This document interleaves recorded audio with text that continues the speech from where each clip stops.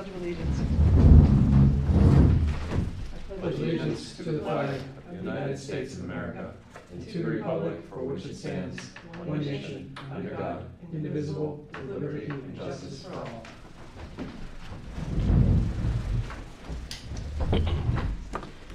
So we'll just do some introductions to ensure that we have a quorum. I'm Dottie Fulgenetti, I'm Craig Barger. I'm Mark Lamb.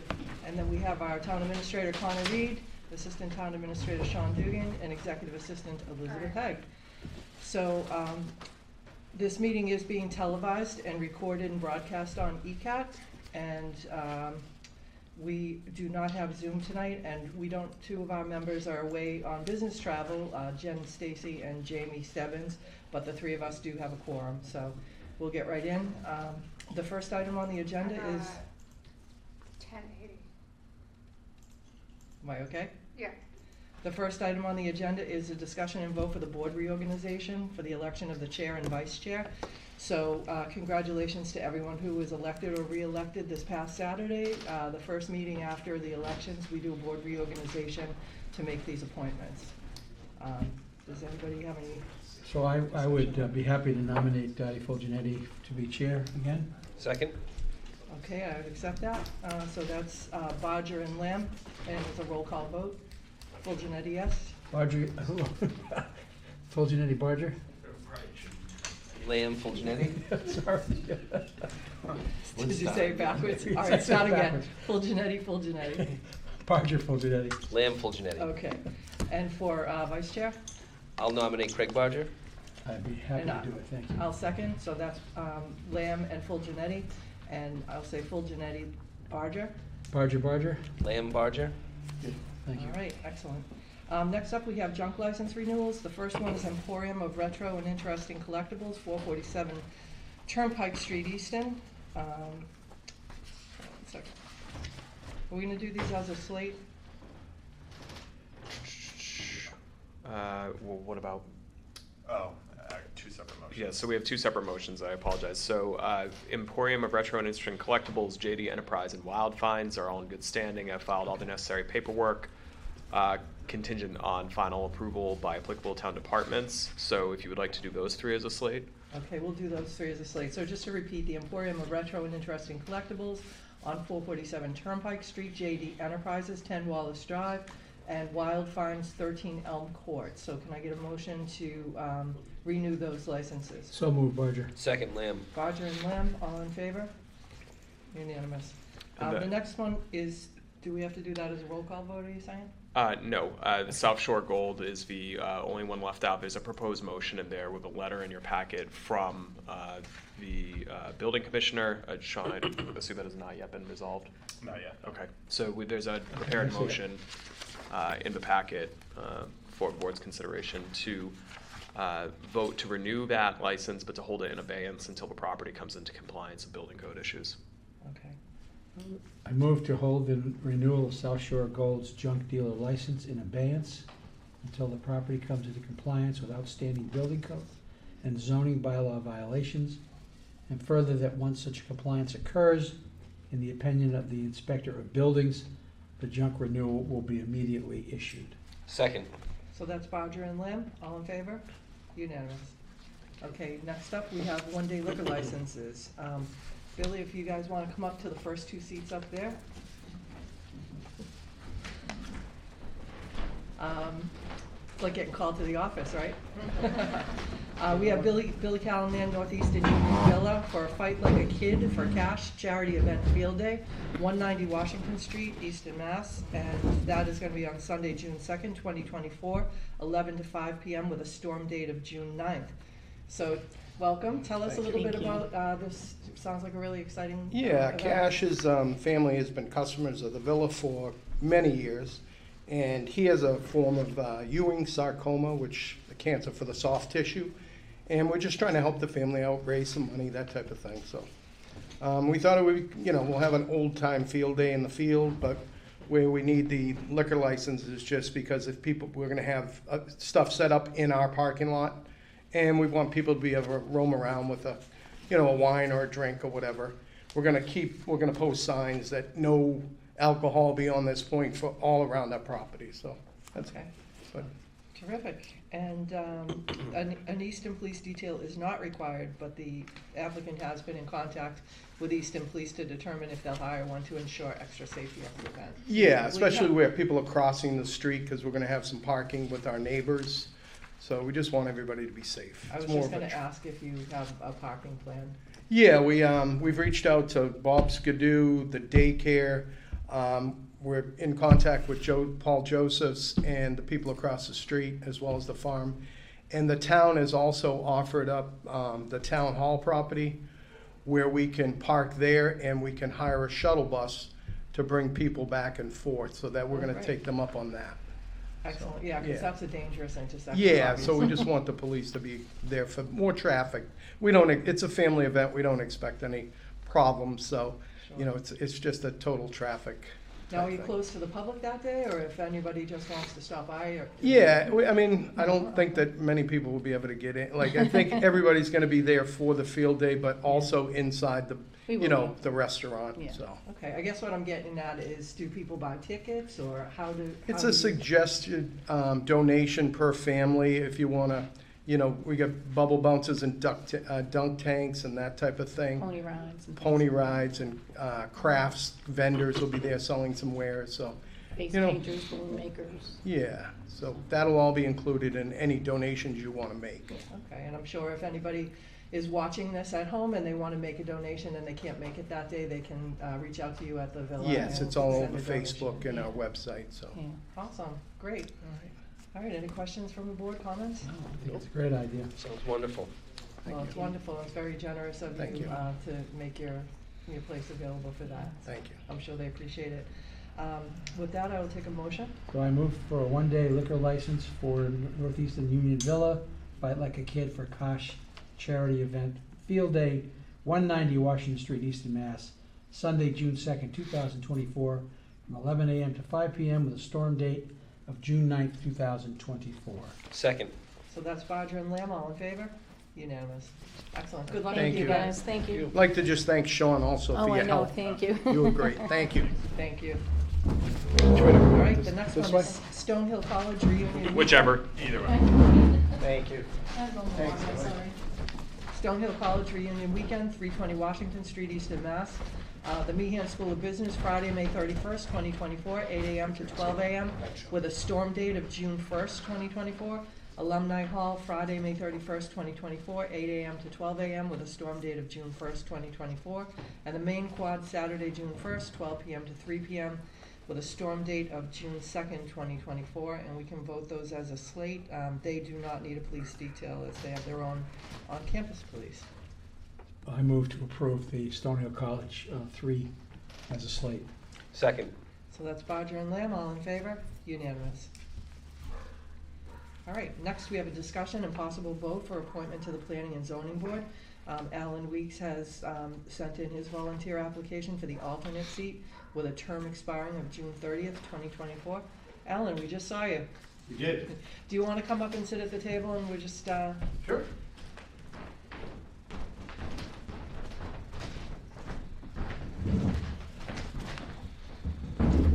so if you quickly just want to reintroduce yourself, and you were here a couple of weeks ago interviewing for the full-time position on the board, and we filled that and invited you to consider coming back for the alternate position. So if Yes. you want to just give us a little bit of information about yourself again. Yeah, sure. Name's Alan Weeks. I live on 10 Michael Drive. Moved into town probably in the early 90s. Served on the planning board back in 2005 or so, and was on for about 4 years. About 2008, my career got the better of me. I started doing a lot of international traveling, and I had to resign, but with the thought that it was enjoyable. I believe I took, I think it was Mark Bartlett's position, because they were looking for someone with a strong engineering background, and I had a professional engineering background for my career. So, you know, I enjoy reading plans and talking with engineers and reviewing calculations, and so it felt like I was adding value on my last go-around, and now that I'm semi-retired, I've got plenty of time, no more pressure to, you know, help with the career and get the kids through college, so I thought I would give it another try. All right, excellent. Well, the planning board is a happening place to be. They're always very busy. There's a lot of great things happening in Easton with development and planning. So you picked a good board to want to be a part of. Any comments or questions, Craig? No, Mark? I'm very glad, Alan, that you decided, that you did step back up. I appreciate that. Same. It's really good to see you back here again, so. And if you want to brush up on any of your planning, you probably remember the Citizen Planner Training Collaborative. So they have all the most updated tools and materials on their website. They have a lot of free webinars and seminars and things like that. So it's a really good tool to use if you're so interested. Yeah, no, it's interesting. You know, so much has changed.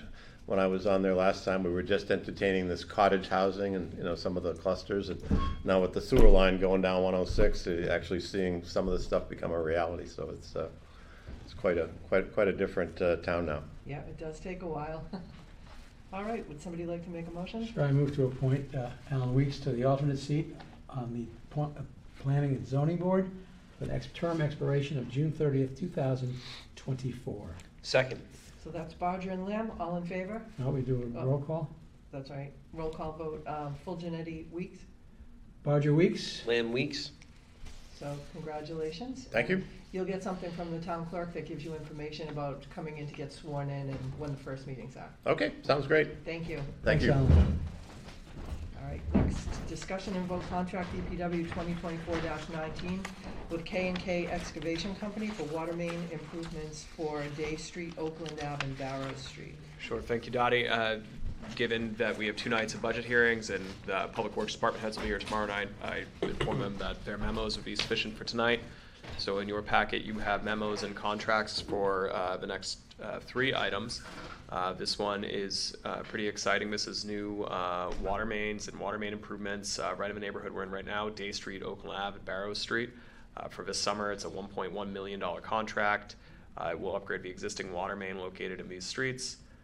This is part of ongoing water capital improvements. There's currently $2.5 million available for this type of work, so I recommend award. And just for anyone who might watch this at home, this is part of a 2-step approach to this area where we'll be replacing all the water mains in this neighborhood, and then next year it's currently planned for new roads as well, which are needed. So that will be great. It'll be a huge improvement to this area.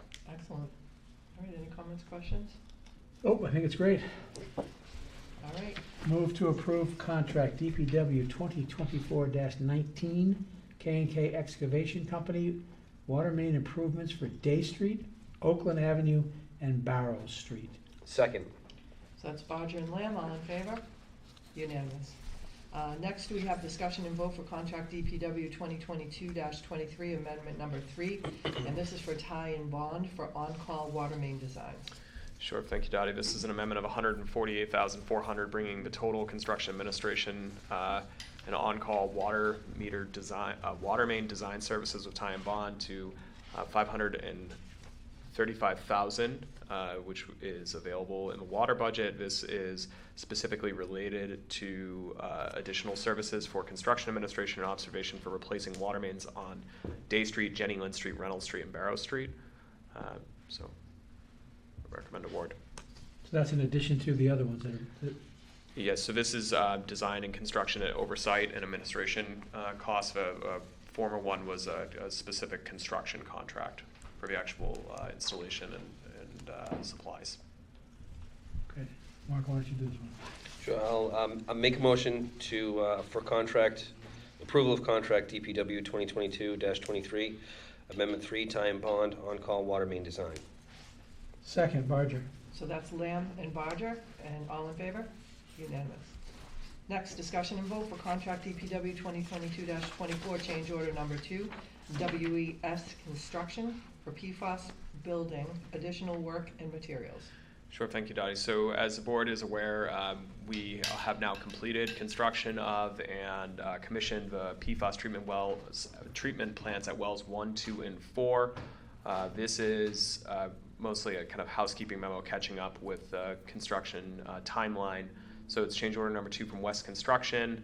It's for the additional work performed materials providing, including exterior, vessel exterior coating repairs, extra wiring, bag filter system. Some of this is associated with changing from the granular activated carbon to the ion exchange that we did about halfway through the project. It also changes the deliverable date, which is still in the past from where we are now, but it adds 275 days. But I want to be clear that it's not changing the fact that they're done and operational. So it's a $64,000 change order, would be funded from $48,000 in project contingency and $15,000 from Water Division operations. I recommend approval. Okay. I move to approve contract DPW 2022-24, change order number 2, WES Construction, PFAS Building, additional work and materials, a total amount of $64,534.66. Second. So that's Bodger and Lamb. All in favor? Unanimous. Next up, we have the acceptance of the minutes of April 8th, 2024. So moved, Bodger. Second. Bodger and Lamb, all in favor? Unanimous. Town administrator notes? Hi, sure. I'd like to just make a note of something we shared with the public today. We will be having a Water Division open house. We used to do those annually, but this one will be a bit different. It's going to be a combined open house and ribbon cutting ceremony at Red Mill Road. So in addition to the water treatment plants at wells 1, 2, and 4 for PFAS filtration, Water Division's been hard at work on the Red Mill Road water treatment plant for iron and manganese removal from wells 3, 5, and 7. And so that's a much better facility for kind of public open house and tour. PFAS plants are basically just really, really tall filters in a 30-foot tall shed. This is a much more kind of what you would envision when you see a water treatment plant. So that'll be on Sunday, May 5th from 11 a.m. to 1 p.m. at 12 Red Mill Road. So we'll have ribbon cutting and open house for the new water plant. We'll have tours of the plant, food, touch of trucks, public works. So that'll be a fun event. So. Terrific. All right. Anything from the assistant town administrator? Nothing for me. Okay. Select board? I have nothing. Nothing? Well, I am just looking at the town crier, picking out a couple of things. And I do want to thank everybody for coming out to vote last weekend. We had a really great turnout. I think a lot of it had to do with mail-in ballots. There were 75% of the votes were cast by mail-in, so it was nice to see that that worked. Thank you to everybody that ran, and congratulations to everyone that was elected. I also want to mention that that weekend also we had Hazardous Waste Day and Keep Easton Beautiful Day. Really want to thank all the volunteers that make that happen. You know, so many people were out really helping to pick up trash and debris and make the town look great, and then the DPW went around and picked up all those bags. So it really does take a village to do that type of a organized project. So thank you to everybody that led that effort. And the only other thing that I see in here that I think is really worth pointing out is that the town is looking for summer help, and let me see where it is. Summer seasonal staff, program support staff, lifeguards, and more.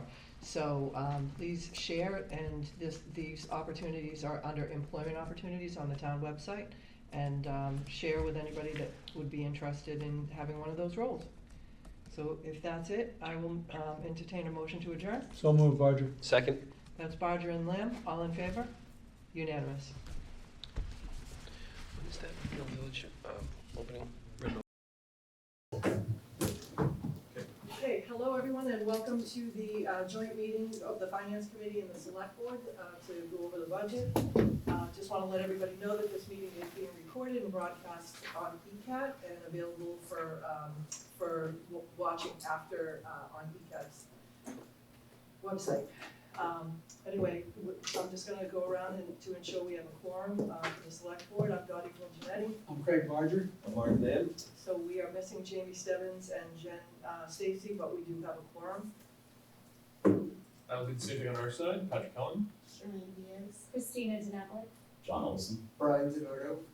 We do have a quorum. We do have several members that are missing, but we are a quorum. All right, and we're gonna have Craig read the hearing notice. Pursuant to Article 6, Section C6-5 of the Easton Town Code, the Easton Select Board will hold a joint public hearing for the Easton Finance Committee at Frothingham Hall, 15 Barrows Street, Easton, Mass, on April 24th and 25th, 2024 at 7 p.m. The purpose of the hearing is to hear a presentation from town departments on their proposed fiscal year 2025 budget requests.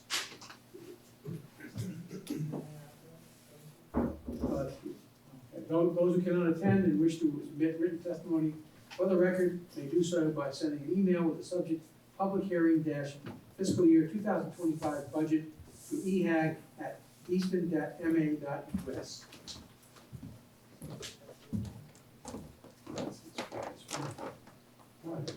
If the testimony is not received by 10 a.m. on the day of the hearing, the board may not have sufficient time to consider it. Written testimony should include your full name and address. Anonymous written comments may not be accorded the same weight as testimony from identifiable sources.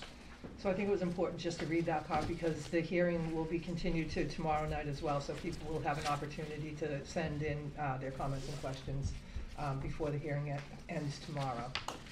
So Connor, you are first up with your budget memo.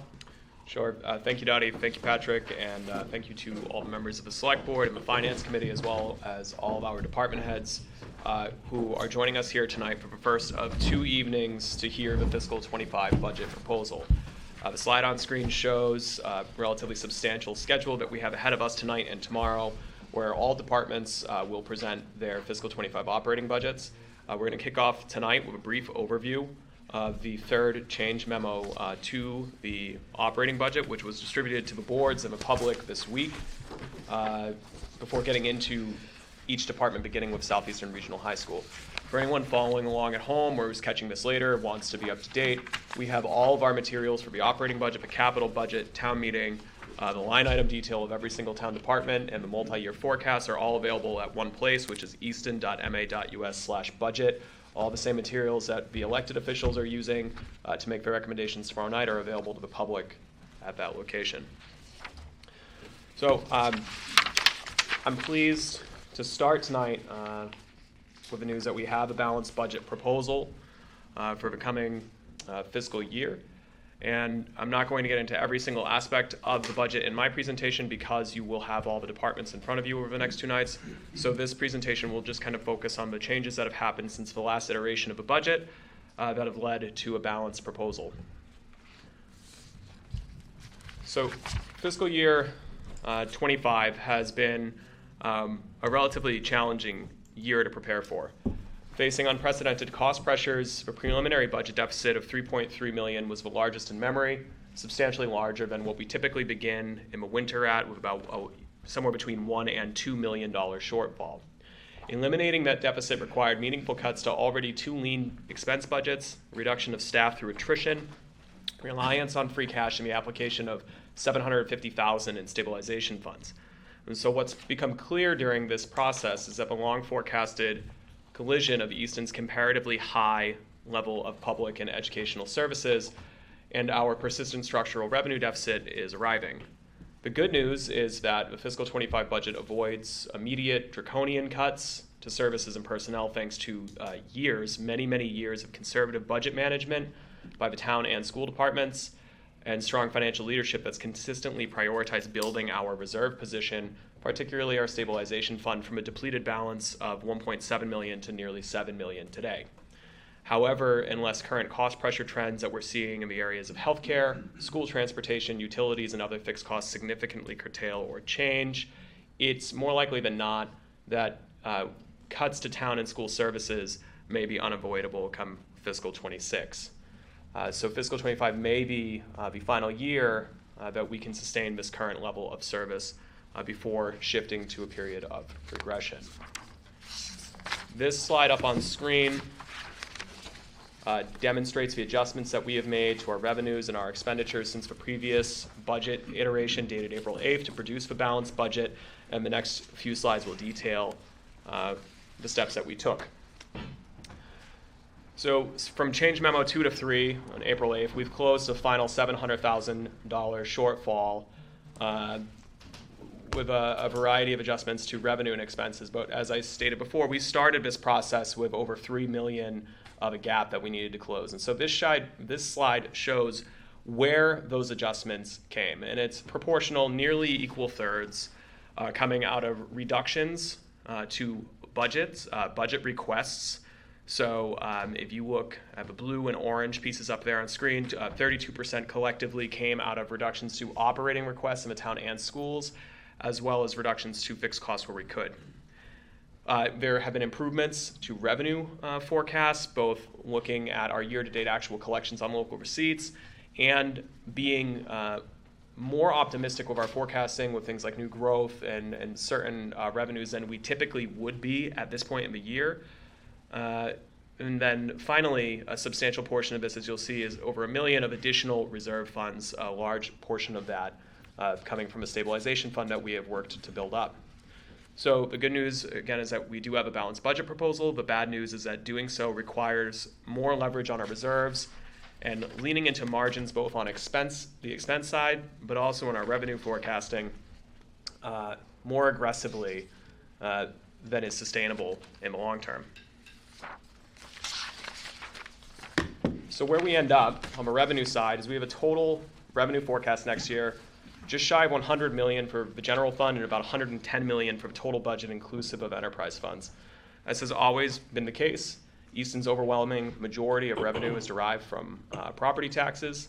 You can see here from a proportional perspective, you're looking at about $73 million of revenue from taxes, an increase of about 4.3%.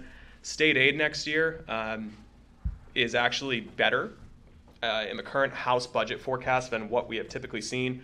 There is, I think, thankfully, a ton of attention now throughout the Commonwealth on public school financing, particularly Chapter 70 financing, because this year, due to enrollment declines in a lot of districts around the state, 2/3 of all schools in Massachusetts are now what's called minimum aid, where they receive the statutory minimum increase for their state education funding per year. Easton has been a minimum aid community for 15 years. So we've been dealing with sub 1% increases to our second largest revenue stream every year, with maybe one or two exceptions, for 15 years, which has put an extraordinary amount of stress on our operating position.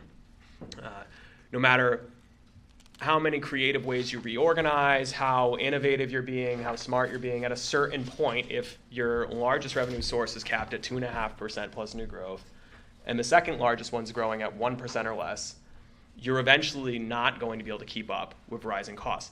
That is hard to do pre-COVID. It is not sustainable for multiple successive years after 10 to 20% inflation in certain fixed costs. But coming back to this year, the House budget proposal, thankfully, that came out of House Ways and Means, is pushing minimum aid to where the Mass Municipal Association and Massachusetts Association of School Superintendents have long advocated of a minimum of $100 per pupil. So that makes a big difference for Easton. So rather than a 1% increase to this revenue category, you're looking at a 3%. I can't do my job and not tell the Finance Committee and Select Board there is some risk proceeding with this number because the state's budget is almost never adopted by the time we adopt ours. Massachusetts is great at a lot of things. Adopting a budget well in advance of July 1 is not one of those things.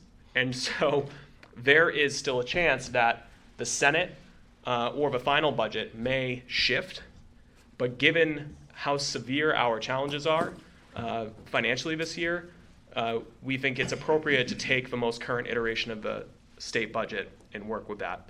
If that number is cut over the summer, we'll need to address that in the fall, either with the addition of more reserves or with reductions further to operation expenses. Local receipts are made up of ambulance receipts, meals taxes, building permits. Local receipts have been a bright spot in our budget for many years. You were seeing a forecast of over 5% growth. But as you can tell, just looking at the pie chart, they're just too small of a proportion of our total revenue to completely make up for challenges from minimal state aid. Other financing sources sticks out here quite a bit. That's a 50% increase. That is largely representative of increasing reserves in the budget, and we'll talk more about that at the end of this presentation. So you end up with a total general fund revenue of $99,920,000, an increase of 5.77%. Enterprise funds are growing 11%. Our enterprise funds have been growing substantially every year for multiple years, largely attributable to water costs. As we know, we have been in the process of designing, constructing $25 million of water treatment plants in the past 4 years for both PFAS and iron and manganese. And that is being funded through rate increases to pay the bonds for those projects that have been approved by town meeting. And so that's largely what's driving that enterprise revenue. So moving over to the expense side of our ledger, the large amount of expense reductions from the preliminary February, let me say that again. The larger portion of reductions to expense requests since the preliminary budget have come from town and school operating budgets. For preliminary requests that we received from our town departments represented what you would call a level service budget. I'm not saying that to get cute with numbers. Anyone looking at that can see that level service budget is somehow more money. That often happens when you have a level service budget. Means we're going to try to provide the same level of service and fund the same amount of essential things that we're doing, but we're going to have to pay whatever the incremental cost difference is year over year. That's inclusive of collective bargaining agreements for labor, and it's inclusive of market-based cost increases for things like fuel, utilities, supplies, and materials. And so on the town side, the preliminary level service budgets came in at over 6%, which we knew out of the gate we could not afford with our revenue posture, and that's been cut back quite significantly. And so in order to balance the budget, requests across all departments have been reduced. Those reductions have been accomplished by reducing staff levels by 1 full-time equivalent in the police department following a retirement, foregoing a part-time permanent inspector position in favor of a per diem model in inspectional services, reductions to training and expense lines across the board, and reductions to IT services based on the assumption that a pending grant will offset that cut. As you'll hear from our department heads, they all pitched in to help close the gap, despite many of them providing more services at a higher volume than ever before. These are not permanently sustainable cuts, but they were essential to balancing the budget, and so we're very appreciative of their efforts to get us here. As you can see, the largest year-over-year increase to our budget is fixed costs, going up by more than 7%. You'll also notice our fixed costs, which is inclusive of things like health insurance for town and school employees and retirees, pension assessments, workers' compensation, liability insurances, at $29 million is 50% larger than what it costs for every single town department. That's police, fire, public works, town hall, collectively, and is only $20 million shy of the entire public school budget. So fixed costs, what we see happen in our fixed cost budget has an enormous impact that's outside of our immediate control on the overall health of our operating position. 10 years ago, the town moved into the GIC, the State Group Insurance Commission, for health insurance as a cost-saving measure, and it has largely been very helpful for us controlling our costs and kind of escaping the gravity of the structural revenue deficit. We've seen actual year-over-year health insurance increases, between 2.5%, 3.5%, which for healthcare is quite good. We had a bad year this year, went up nearly 10%, and just healthcare is a $10 million budget. So if we have 2.5 or 3 million of new recurring revenue growth for every single need, town departments, school departments, fixed costs, assessments to regional schools, assessments to the state, and one fixed cost goes up by $1 million, you're going to have a bad year. And those things sometimes happen. So we've had a bad year, but we've worked through it. So that's what's happening with our fixed costs. Town departments came in at 6.5% roughly with their initial request for level service. We cut that back to 4.25%. That gets you a total town department budget of $20,680,000. The school department had a preliminary budget in excess of 6%. We had a placeholder in the budget at 6%. That is being reviewed by the school committee tonight. The superintendent's proposal is 5.57%, which cut $200,000 out of that. So that gets you $49,650,000. So you have a matching general fund total of $92,920,000, and an increase of about 5.77%. And again, the enterprise fund growth is identical to the revenue growth. So we've been working on this for many, many months, as we always do. And so after months of iterating and refining the budget's balanced, tonight's an important milestone along the path to a budget beginning on July 1st. And our immediate next steps from here are that we have this hearing tonight and tomorrow night, again at 7 o'clock. At the end of the meeting tomorrow night, after you've heard all the operating budgets, I'll also present the capital proposal, inclusive of a 5-year capital improvement plan, and I will ask the Select Board and Finance Committee for your votes of recommendation on both of those corresponding articles for the town meeting warrant. We have town meeting on May 20th, where the balanced budget, capital budget, CPA budget articles will be presented to voters for their adoption. And if adopted, they will go into effect July 1st. Before we move past the budget change memo, inclusive of any questions the board or the finance committee have, and open it up to each of our departments, I'd be remiss not to conclude with a brief discussion about what happens after this budget. And so here's some thoughts I would like you to keep in mind as we work through the next year. We've had, and anyone who's weathered a budget presentation of mine in the past 8 years knows, we've had a structural revenue deficit in Easton for 15 plus years. We always balance budget. We have to balance the budget statutorily.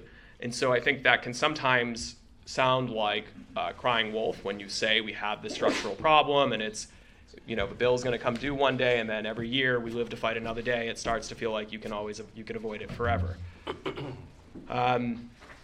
Our ability to reorganize to save costs through solar, through departmental reorganizations, through regionalizations like SEMRAC, has not changed the underlying reality that we have had a structural revenue challenge for 15 plus years.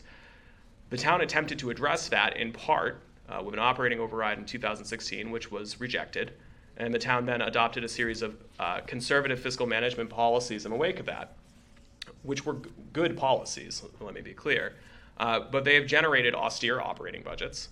When you see a budget of 4.25% or 5.57%, that's not the norm. Our budgets have grown 2.5%, 3%, 3.5%. These have been lean budgets for years and years and years. The good side of that is that we have substantially improved our fund balance. We've really dramatically improved our stabilization fund balance, and that's really important because years of adherence to these policies, which has given us breathing room for the next 12 months for fiscal 25, we've had a lot of difficult budget years. This is not new to anyone on these boards.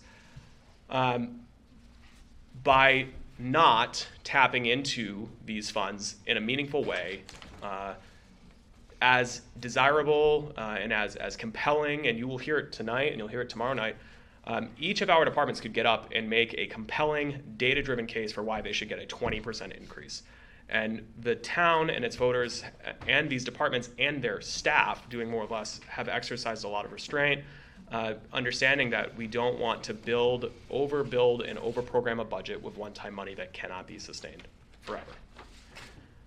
Moving into fiscal 25, we'll utilize $2.3 million in local reserves, which is the most that we've had to rely on to close the budget gap since 2016.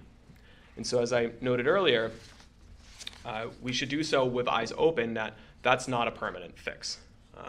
You can see here on the graph, as we built that stabilization fund balance up to the high point right shy of $7 million in the current fiscal year, and that we should expect, as you've seen in the multi-year forecast that I've shared with you, that we will have to rely on it substantially just to stem some of the pressure of fixed cost increases that we are seeing.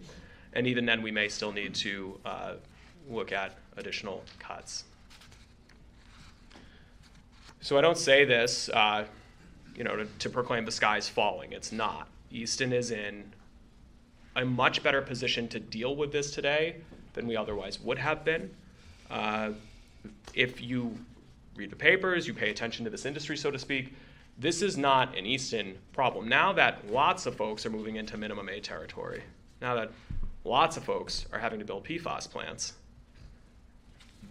all around us, you can read the stories of communities that are having a very, very, very difficult time dealing with their finances, and they are not necessarily in a position where they've built their reserves so much that they can at least move into the next year without draconian cuts. We benefit here greatly from the collaborative spirit of our elected and appointed boards.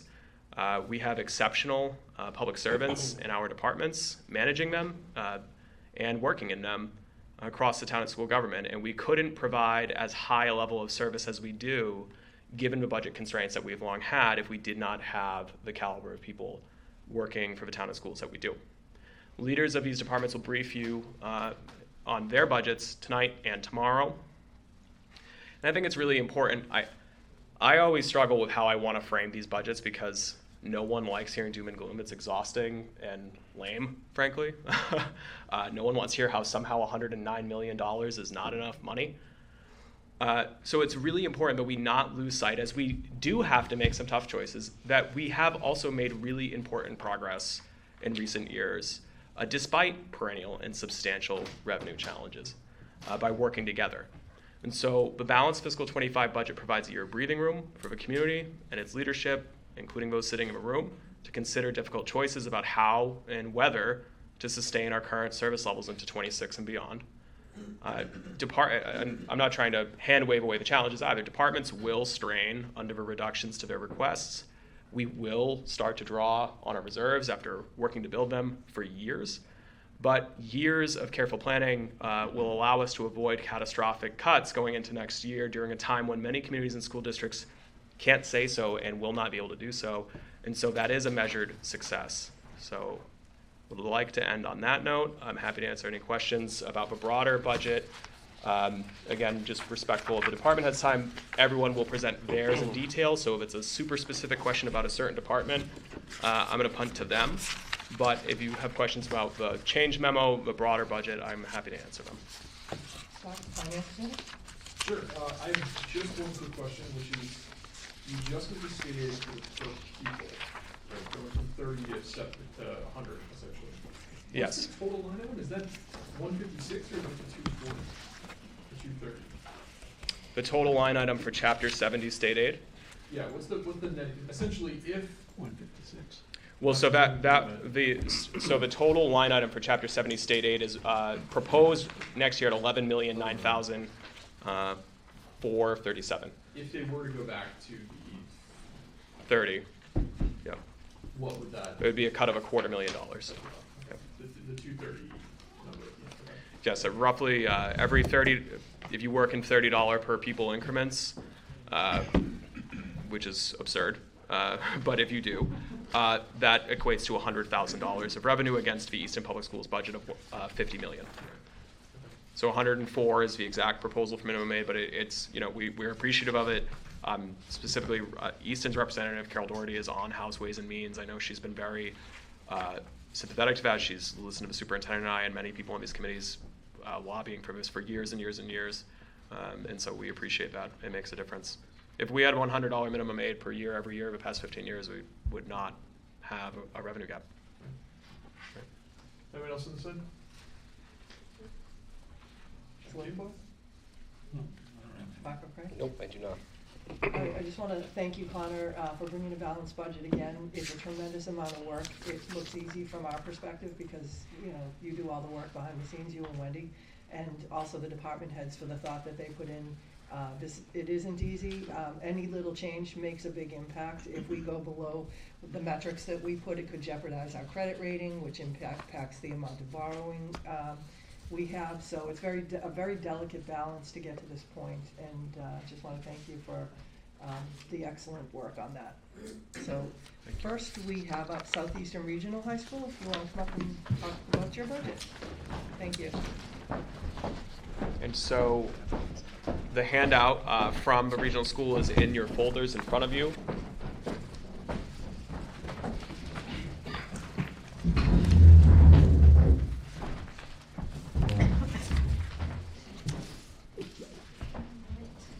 Thank you. We're pleased to be here this evening to present Southeastern's proposed budget for FY25. My name is Holly McClannon. I'm the superintendent, and I'm joined by Mark Morris, the assistant superintendent of finance and administration. Good evening. So I'm going to start with the sheet that's labeled the FY25 budget summary. Many of you are probably pretty familiar with how the school budget is calculated, but I'll just go through it a little bit in case folks are a little less familiar. So our budget is composed of several sort of buckets, the largest of which is foundation aid. And foundation aid, as you know, is largely driven by enrollment. Town manager referred to this a little bit earlier. At Southeastern, we were very lucky. Last year, we had a 40-student increase in enrollment. So our foundation aid is up 5.3%. And that is, the foundation budget's comprised of state aid and the local assessments. So our foundation budget is $36.6 million, of which $23.1 million is state aid and $13.4 million is in local assessments to our 9 communities. The local assessment to Easton is based on your enrollment at the school, and we'll talk about that in detail in just a minute. Another big increase we had is we are required to provide transportation to our students at no cost to them. We are supposed to be reimbursed 100% for regional transportation costs, subject to appropriation. So we very rarely receive that level of reimbursement. This year, I believe the House budget is carrying 84% reimbursement for transportation. So when we put our budget together, we do use last year's actual reimbursement as sort of an estimate. We did have to go back out to bid for our transportation this year. We were lucky to avoid some of the cost increases from COVID because we had just signed our bus contract. We did have a 24% increase in our transportation costs this year. So that was a big factor in the increase to our budget. We have $306,000 for capital maintenance of our facilities and also payments on our MSBA bond.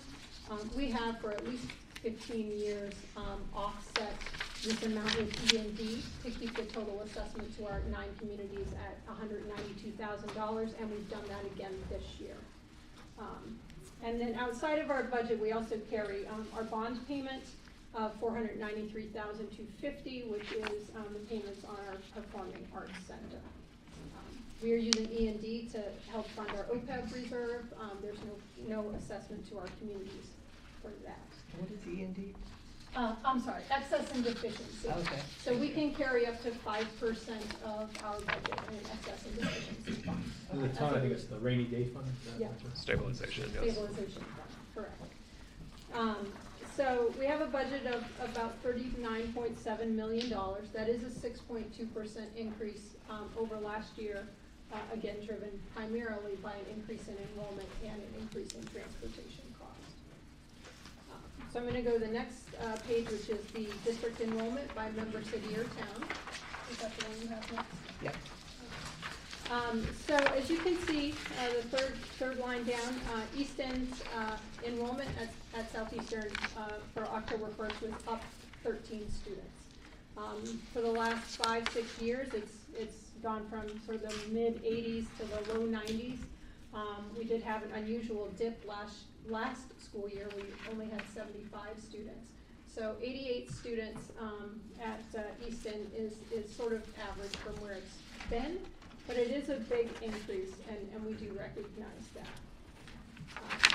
On the next page, you'll see the district aid worksheets by member community, which breaks down Easton's local contribution based on the foundation, which is $1.5 million, $25,940 as your share of the bond payment, $55,726 is your share of the net transportation cost, and $10,097 as your share of the net capital cost, for a total of just under $1.6 million.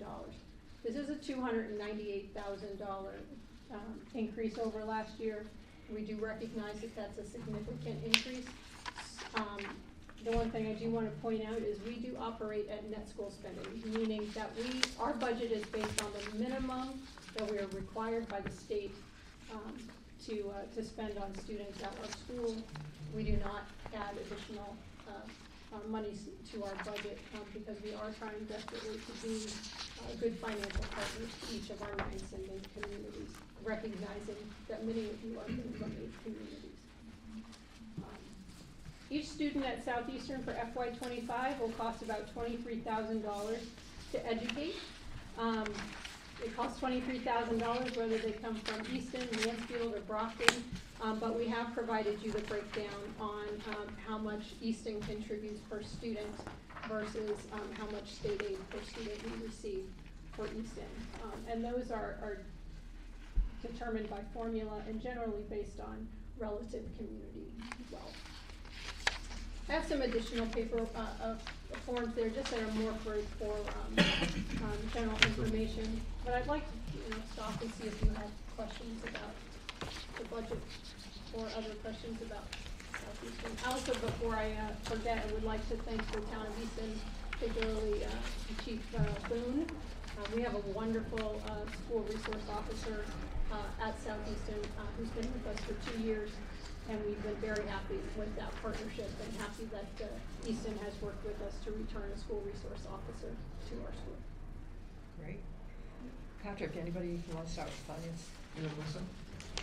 The only question I have is just, it seems pretty straightforward, but this is an enrollment based for the most part. It is enrollment based. Just want to call it out just in case maybe Yes. at home or whatnot. Thank you. And I think if I could add to that, it's worth noting, if you look at the assessments over time, fiscal 23, our assessment was 1.5 million and change. It dropped because of the enrollment dropped 24, and now it's back at 1.6. Obviously, I would prefer not large increases, but it would be dishonest of me to not point out that, as a superintendent has, that there was a enrollment-driven drop last year, and it seems to have normalized back to where the mean has been in the 80s. Craig and Mark? I don't have any questions. No questions? Well, I would just say that, you have the same struggles as the public schools have in many ways. When you get a 24% increase on transportation with an unfunded mandate, and unfunded mandates used a lot in the county and the school side, what do you do from there? And, when enrollment increases, that's good for our students. We're really lucky to be able to have a regional technical school in our town so close, especially where the workforce outlook, more young people are going into the trades. But my brothers both went to Southeastern Regional, and it's not the same school it was back in the day. That's where you went for carpentry and plumbing and electric, and now there's so much more there, and your Performing Arts Center, such a great value to our community, but all the communities that you serve. And you really do come in with a pretty tight budget every year. The fluctuation that we have for students, I think, is anticipated and reasonable. But I really want to say that we appreciate your thoughtfulness when you put that budget together. We do recognize that. Thank you very much. Any Just questions? one more for me, just to make sure we're comparing apples to apples, is that the net increase for the per pupil costs, right? Is that, where's the line item for that? For what you guys have been getting? For how the per pupil cost is. I'm sorry, to finish my question. From the state aid side, so the net positive you get from state aid, with this estimate that we're putting out there right now, are you on that same estimation of $100 per pupil, or is it just? Oh, No, we're not held harmless. because we're not held harmless because we That's had a what I 40 thought, okay. student increase. So I want to make sure there's nothing associated to that, because you guys have done a great job of explaining this in the past. I forget literally every year. So okay. Thank you. Thank you. Thank you so much for being here tonight. Okay, next up is the Ames Free Library.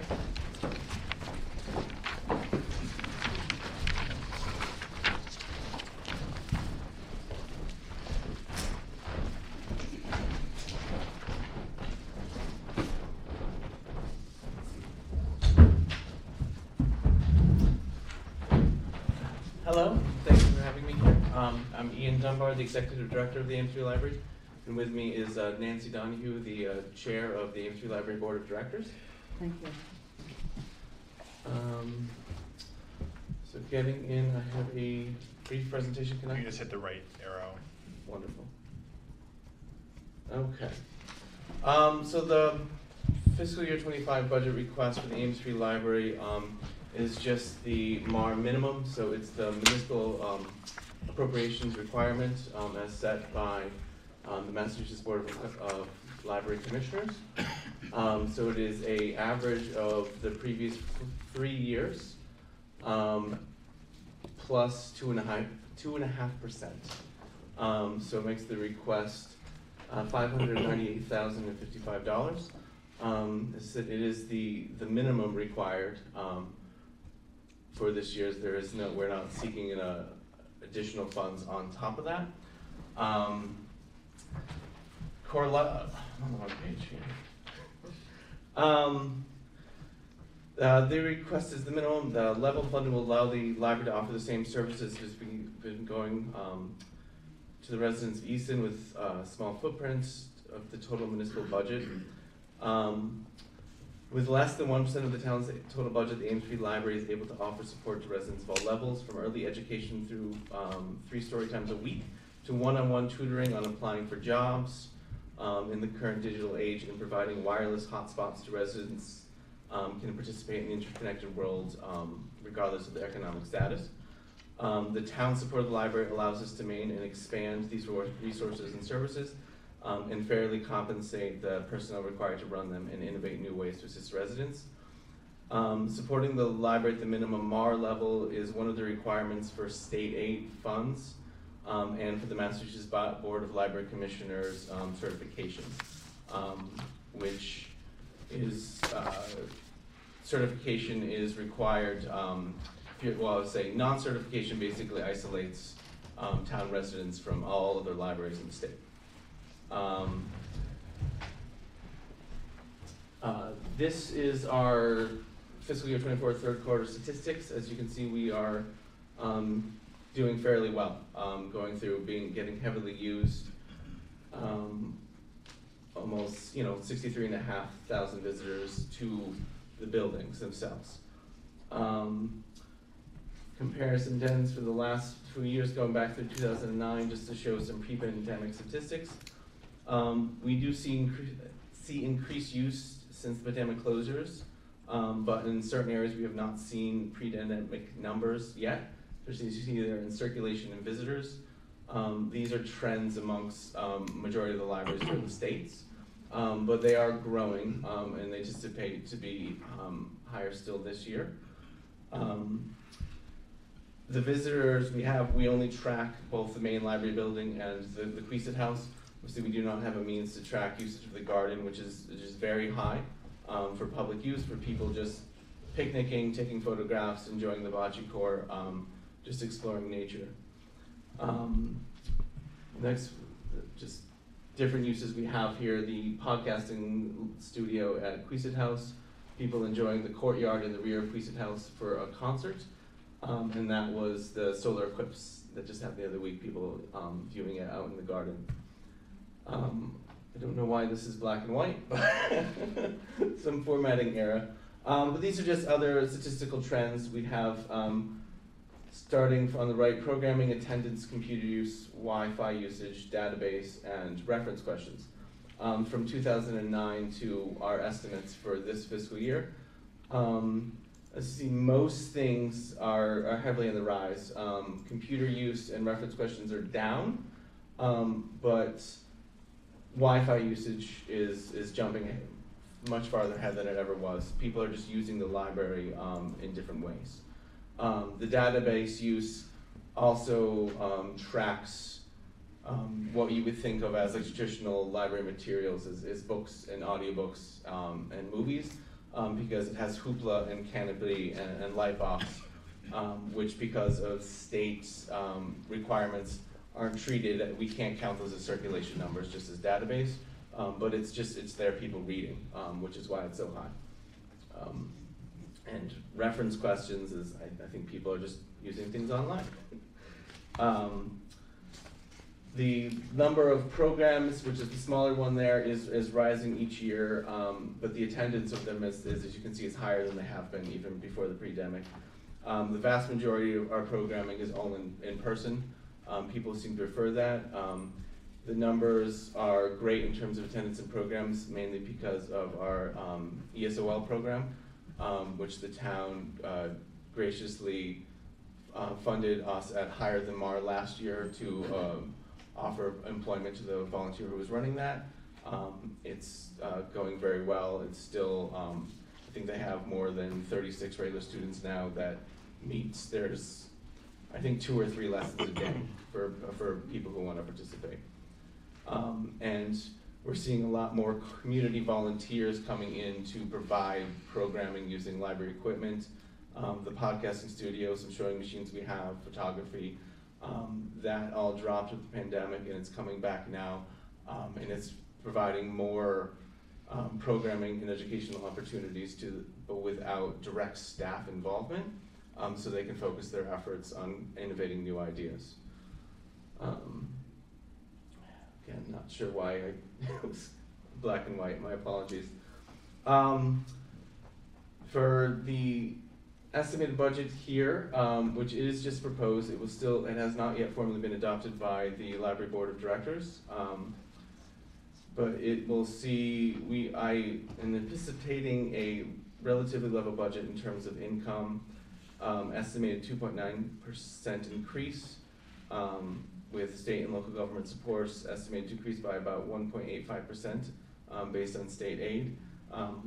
We just saw the line item, they're actually gonna keep it balanced, from this year and the latest House things.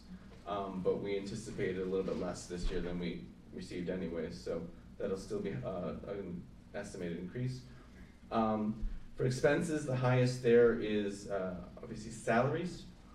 And I should point out that line items for both revenue and expenses were reorganized and reclassified to better align with the financial data required to report to the Massachusetts Board of Library Commissioners. So it's not quite apples and oranges, apples to apples to everything we have, but it should be good enough.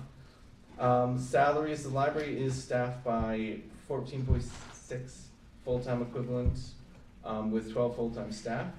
The fiscal year 25 budget includes a 2.5% cost of living increase for full and part-time staff, and merit raises for 3 staff, which is part of an organization-wide effort to bring positions up to the 75th percentile in the state. There is a proposed increase of 4.9% to the operations budget to replace some aging technology that his staff is using, to bring in a contracted controller to help better manage the library's assets, and to add more to the materials budget to support the high use of databases that we saw, which the cost of digital materials skyrockets every year, and it's taking funds away from other traditional library services. But they are being heavily used, so we want to make sure that they are still available to everybody. The level of materials will still allow the level of funding materials will allow the library to meet the state requirements, which is also one of the for certification and state aid is that we spend so much a percentage of the total budget on materials, and that we are comfortably over that. Programming was increased by, it seems 20.8, just to allow more money for the English, the ESOL program, because they're doing such a wonderful job and want to see what they can do with more. Property managed was, we've put in a substantial 17.1% increase to accommodate more building and ground maintenance. We have 2 historical buildings. They are always in need of work. As you know, we're replacing the main library's roof starting this summer. There's always flashing and masonry work to do, as well as maintaining the garden, which is heavily used outside. So it's just to keep up with those demands. Still in black and white, my apologies. This is just a graph of Massachusetts libraries serving similar sized populations.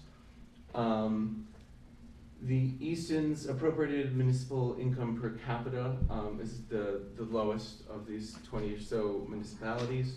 So the amount of tax dollars each person is paying towards the library, though with the town's support of the library and with the library's endowments, we're able to offer an average, spend an average revenue for the rest of it. So we are, with the town's assistance, the library is able to provide services and resources above what we could on our own, while still allowing the residents to not expend so much to get equivalent services to other similar sized population libraries. And I, yes, want to thank the town for the continued support for the library. We feel very fortunate. We're all very generous and appreciative of the relationship we have, and hopefully continue going through. Thank you. Yeah. Questions? Did you want to make it?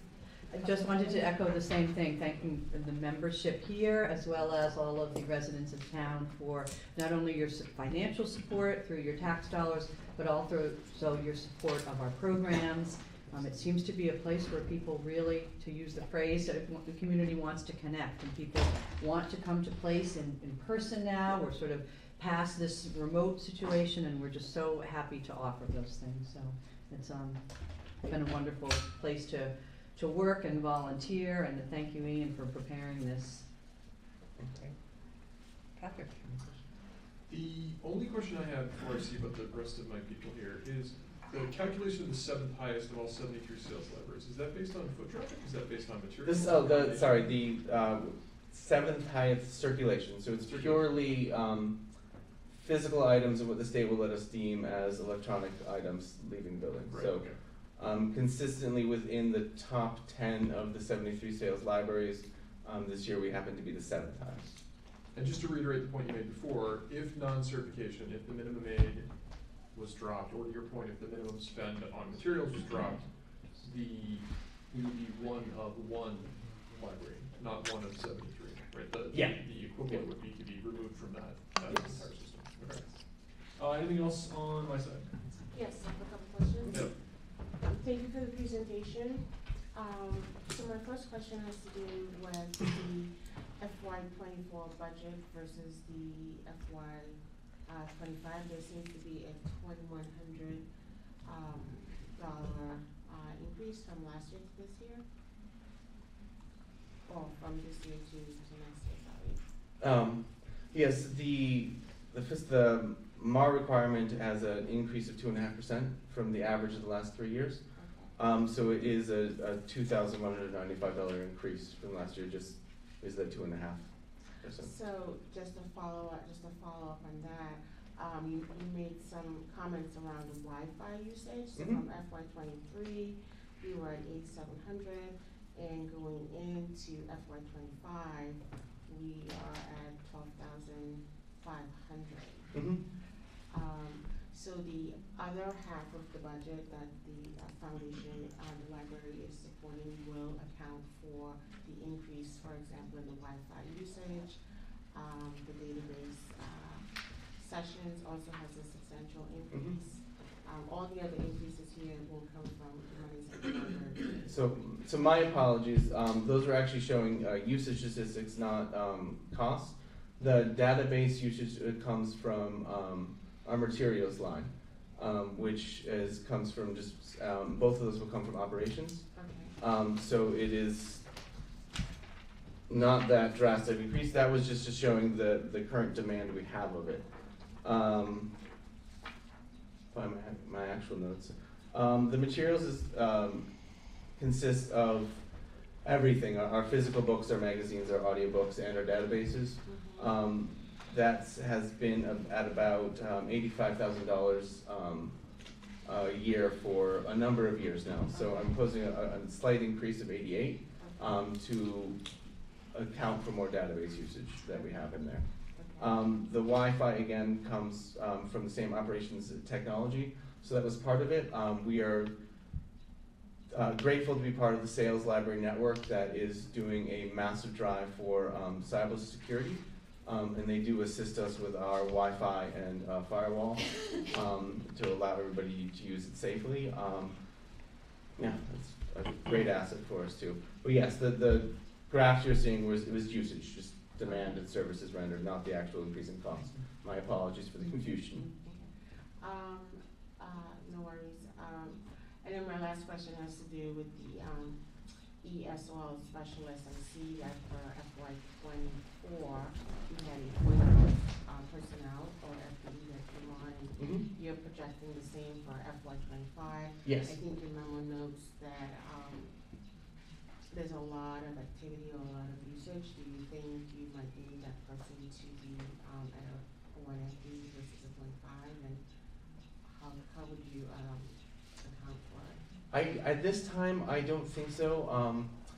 With the staff in question, she is just looking for a part-time position. It allows her some flexible hours.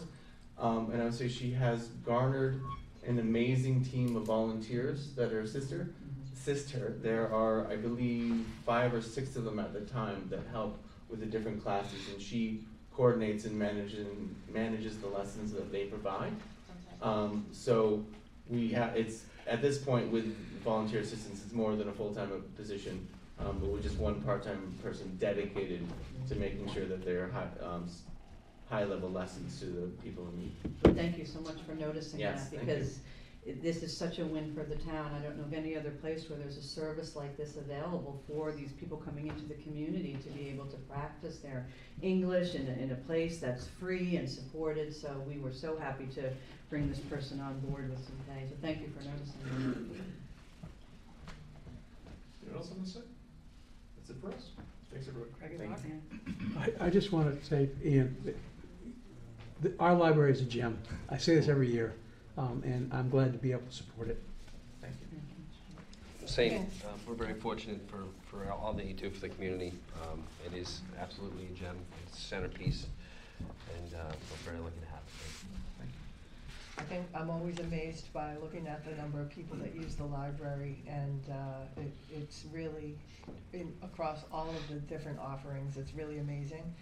Even if it's really just to take a book and sit out in the gardens. I remember what it looked like before we had the gardens, and I always try to think of all of the assets that we have. What would it look like, before we had the Queesit House? And if, it is expensive to keep these buildings up and the grounds up, but what does that look like if you let that fall into disrepair? All of the investment that's been made, so we expect to see that, and I think that you and the board does a really great job of keeping those numbers, manageable. There's no huge spikes or increases. You use the CPA appropriately when you need that. Also, I would want to mention that as the chair of the cultural district, we have a really great partnership with the library and work together on some different projects. So I think that that's a really great asset as well. Watching the library connect with all of the other different organizations in the town really amplifies the work that you're doing. So we really appreciate it. Thank you. Thank you very much. Thanks for being here tonight. All right, next we have IT. Mike Deltano, come on up. Dottie, I should have mentioned, and I apologize, everyone on the Finance Committee and Select Board received the line item detailed budgets. We normally call out the pages these are on if you're following along on your laptop. So information technology is on page 55 of that document. Hi, Mike Deltano, I'm Information Systems Manager. I'm a Department of One, and I've been here for 26 years. Everything pretty much is level funded in my budget except for the maintenance and support for hardware and software. That's a big bump because of the bulletproof E365 and Office 365 and all the security policies that go with it that we have to do this year, starting from last year because of Maya's mandate that we all have to start doing this now. As we should. It's yes, important stuff, absolutely. right? Yes, but it's been quite a lot of work getting everybody up in the cloud. We're rolling out the SharePoint as we speak the last couple of months, and we probably will be for the next 6 months. Everybody, as of last week in the town, all the town employees are on Outlook 365, either the full-time users or the frontline users. We still have a few frontline users that haven't got the Microsoft Authenticator app enabled yet. And within the next couple of weeks, if they don't have that done, their email is going to stop. I feel like you're talking to us. Yeah. I'm using the opportunity. As soon as he turns on the MFA for you guys, you're not going to get emails. So if you have trouble with that MFA, And you're going to block our calls, yeah, you right? need that authenticator. No. If you have trouble with that authenticator, let me know. We'll get it working. Okay. But we're down to just a handful left.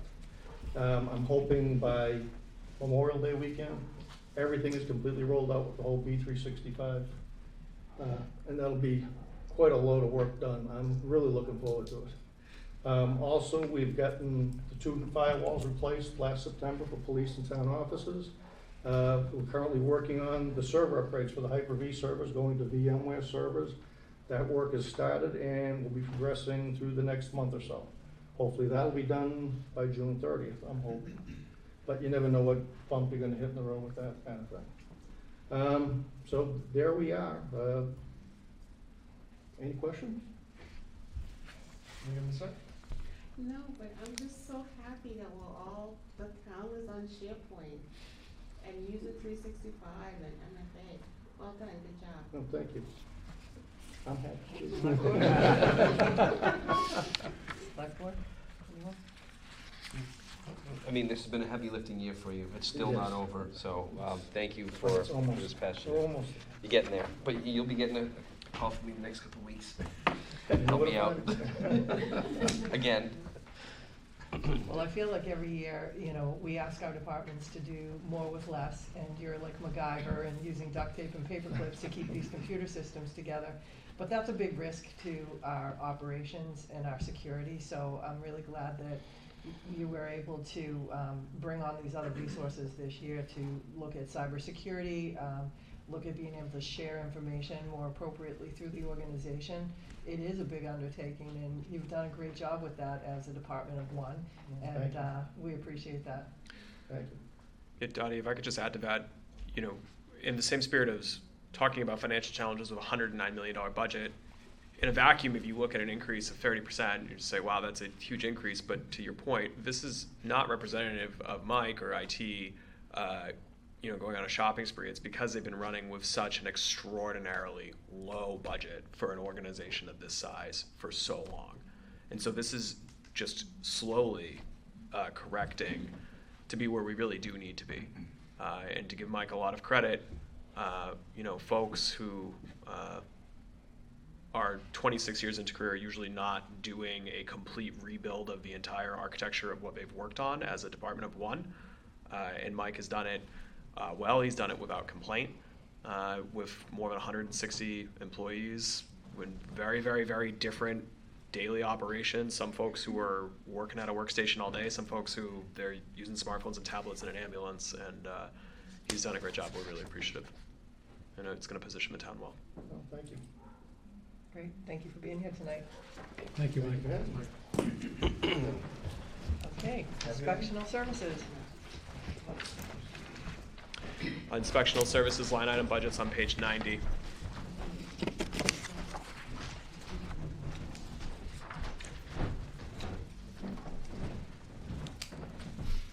Good evening, everybody. My name is Kevin Griner. I'm the inspector of buildings, and I've been here for 20 years. Inspectional Services Department, we permit and inspect all building construction in the town for public safety and building code compliance. We also perform annual safety inspections on schools, daycares, churches, assisted livings, and all establishments that sell or serve alcohol. The department also enforces all the zoning bylaws, and we oversee the certification and testing of all the scales, gas pumps, and register scanners in town. They have 3.5 full-time employees and 5 on-call as-needed alternate inspectors that get paid per inspection. This year I'm presenting a budget that's level service with just contractual increases of $371,127. It's an increase of $3,542 or 0.96%. By not hiring the permanent part-time plumbing and gas inspector that Connor mentioned earlier, we did save almost 2% of our budget, which helped offset the contractual increases. In an ideal world, we would have that permanent part-time inspector. In the current model, you know, I'm doing a lot of the scheduling, inspections, fielding phone calls, and issuing the permits. FY23, we issued 2881 permits and took in $651,000 in fees. With 2 months to go still in FY24, we have already issued 2,087 permits and have taken in $751,000 in fees. These fees don't include the weights and measures. Weights and measures was previously done by the state. In 2003, they stopped providing that service for our town. We previously paid the state $5,000 a year for that and did not bill or charge the consumer. We now have hired a sealer of weights and measures who works approximately 380 hours a year, has a salary of $14,500, and we have taken in $11,000 in fees for the services this year, so it almost pays for itself. I believe that my staff provides a high level of service for the residents and business of town with a minimum staff and low impact to overall budget.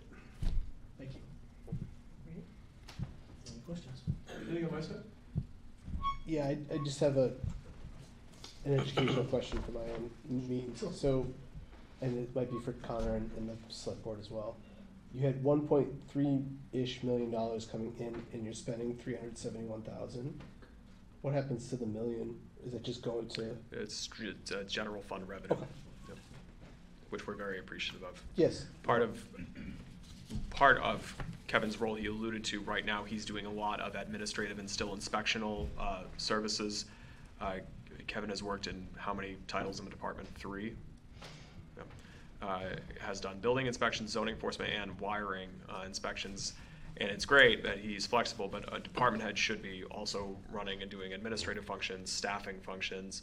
And so one of those is doing comparative analysis, looking at fees, and you want to make sure that your fees are comparable and that you're appropriately offsetting not just staff time, but making sure that those fees look like other communities. So Kevin does check that annually or biannually, and we're competitive, but we're not in excess. Well, it was just really about what happens to the $1 million, but Yes. I appreciate that finer detail. It's important as well. Kevin, just a sorry, go ahead. So I just have one quick question.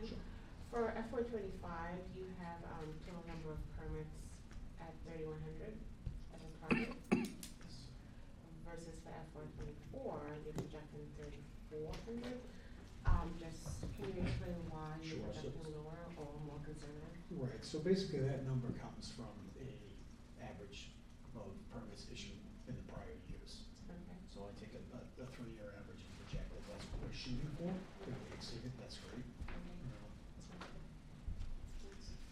I just wanted to say that, this is a personal note, that someone from your department came out and checked a gas installation. We had some work done before a holiday weekend, where I was looking down the barrel of 4 days with no heat, and he did it in about 12 minutes. He called me directly. He was the greatest human being in the history of human beings, as far as I'm concerned. So just a huge shout out for the lion's share of the work that you guys do. It's obviously, until you need it, it's sort of invisible, and when you need it, it's incredibly visible. So That's great to hear. We have a tremendous staff in the department. I couldn't ask for better guys. Mark, Craig? I have nothing. I just wanna 0.96% increase, fantastic. Thank you. I just want to recognize that, we've had a lot of growth in the community with buildings, every year, and they all require a lot of permitting, and, with the new school coming on board, and it's a lot of work, and I just want to recognize that. I also have people that I know that have worked with your department, and I've heard rave reviews also for you and your staff. So I just want to thank you for the great work that you're all doing. Appreciate it. Thank you.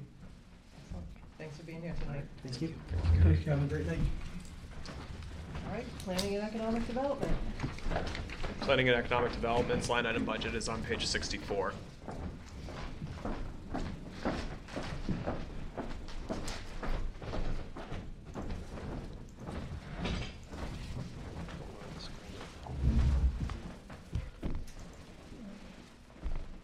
Sean? When you're ready to advance, you can hit the right arrow. Good evening, everybody. I'm Stephanie Danielson. I'm the Director of Planning and Economic Development for the town of Easton. I have worked for the town for 17 years, and I have been the Planning Director for 7 of those years.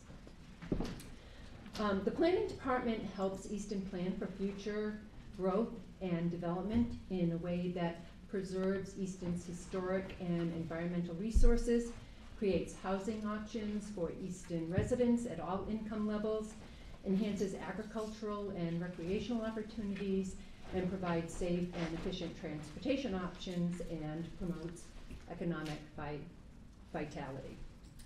We do this by assisting and leading development of relevant plans, such as the master plan and the open space plan, and working on policies that include zoning, wetland protection, historical preservation, working with various municipal boards and committees and members of the public and other stakeholders.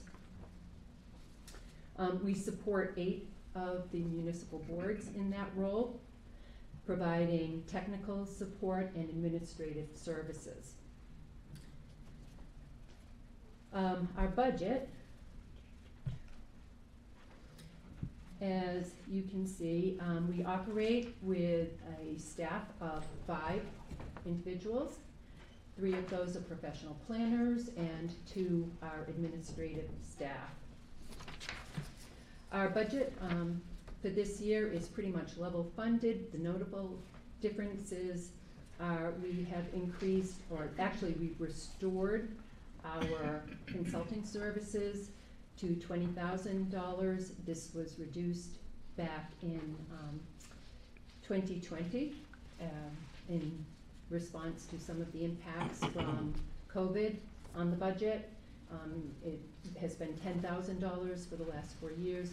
We use this money to support different initiatives and planning initiatives, such as this was park concept design and Complete Streets Prioritization Plan Update. That is a program that provides funding for communities that have adopted the Complete Streets policy. It helps fund sidewalks and roadway improvements that provide for roadway access to all users of the roads. And we have also used the funding in the past as we worked on various zoning changes and initiatives. I mentioned that we operate with a staff of 5.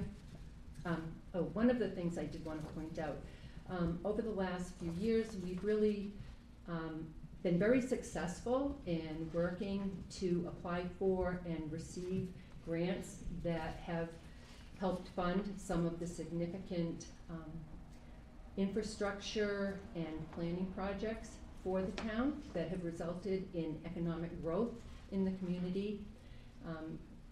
Last year, we secured $580,000 in grant awards, and we are looking to apply for another $5 million. That's a pretty aggressive ask, but for fiscal year 2025. One of the other big projects that we've been working on, and I've been personally involved with and expending a lot of time on, is the MBTA Communities Multifamily by Right zoning. That is a requirement from the state law that requires that a community that is identified as an MBTA community have a zoning district that allows multifamily zoning by right. Working with the planning board, we have conducted more than 12 public meetings, formal hearing meetings, and probably another 10 meetings where the board has generally discussed the zoning, and we've presented over 21 presentations to municipal boards and committees, including the Finance Committee. Thank you very much for that. Your favorite committee. Yes.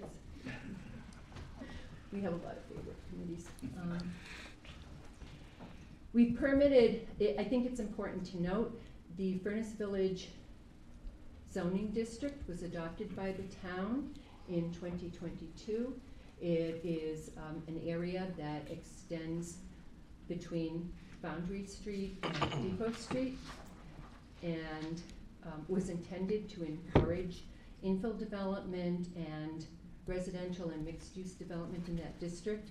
It's been very successful in attracting new development and private investment, and a couple of the projects that we permitted this year under that zoning was a 22-unit multifamily project that is scheduled to begin later this spring, as well as a retail mixed-use project with retail and 11 residential units as well.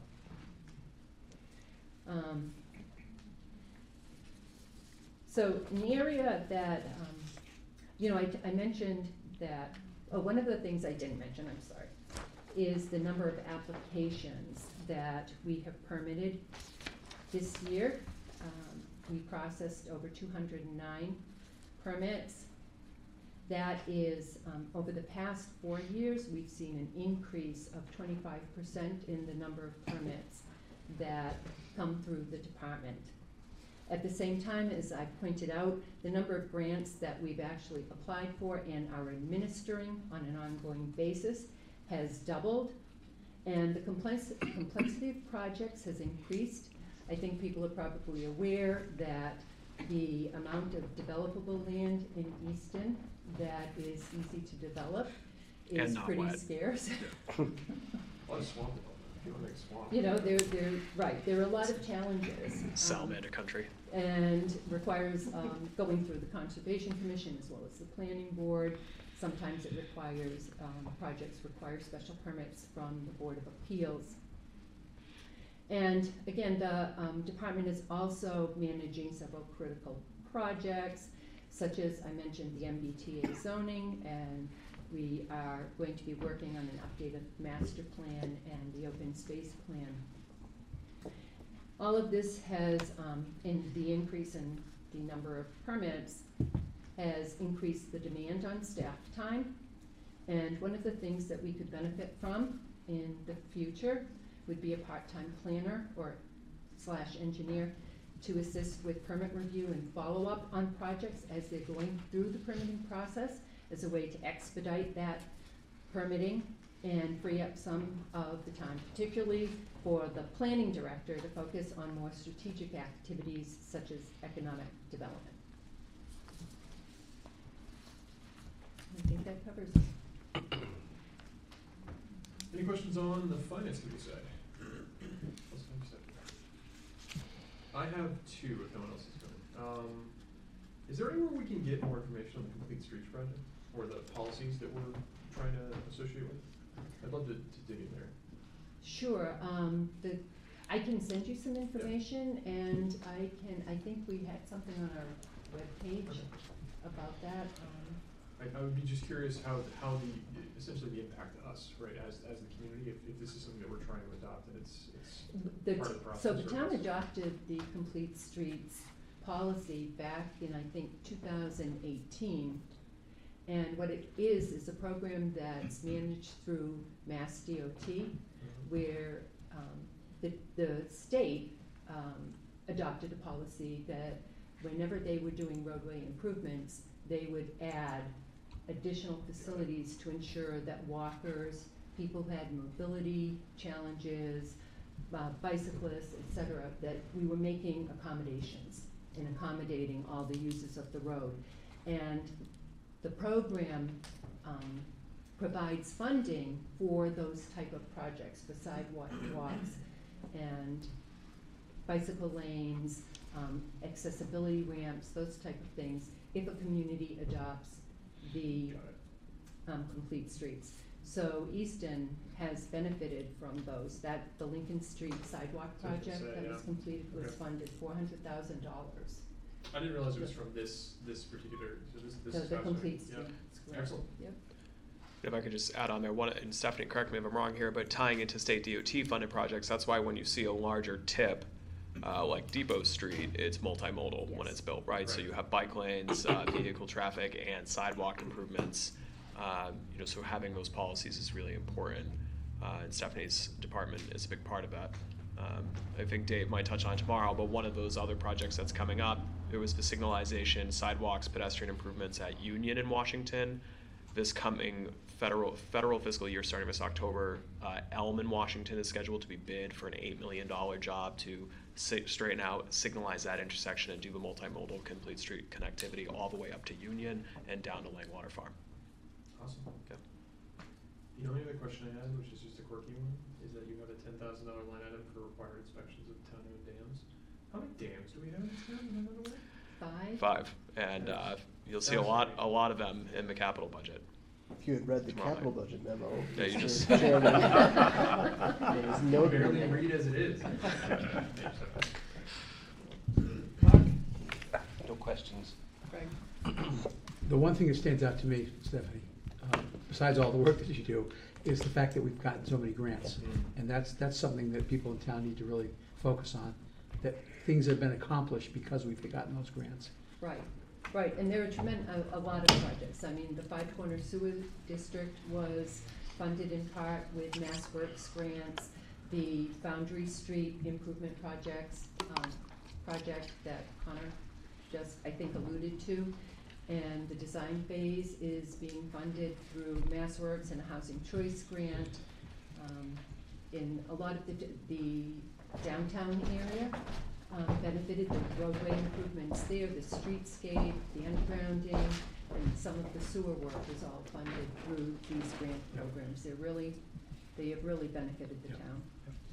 When you think about the grants and how well you do getting those, all those grants have to be administered, so it comes with a lot of work on top of it. And I think that's something that people I never really thought about it that much before. You know, what it takes to facilitate those grants and make sure that they're all accomplished properly. Easton has an exceptional reputation in the state, and it's because when you get grants, you use them appropriately, they're timely, and they're well thought out so that they leverage other investment to complete a project. I'd also, it's not part of something that we did specifically this year, but I do wanna, when we talk about the development, particularly the investments that are being made in Southeastern right now, the diff is something that was so innovative for a community our size. That's usually something that happens in much bigger communities or cities. And to see that play out and be successful, even though COVID happened in the middle of it to kind of slow it down a little bit, it's really strong. It was a great idea to do that, to be able to mitigate the betterment costs to the people and the businesses in that territory. So, you know, Stephanie, you're always ahead of the curve on a lot of these innovative things that happen, and you know, I just wanted to recognize that and thank you. Well, thank you. I have to give credit to my staff as well. I have a great staff that works really hard and also are always looking for opportunities. Yeah, excellent. Thank you. Thank you. Thank you, Stephanie. All right, Health and Community Services. Come on up.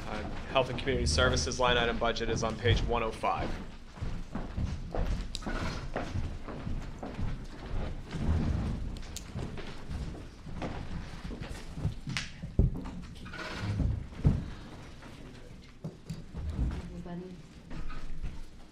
Welcome.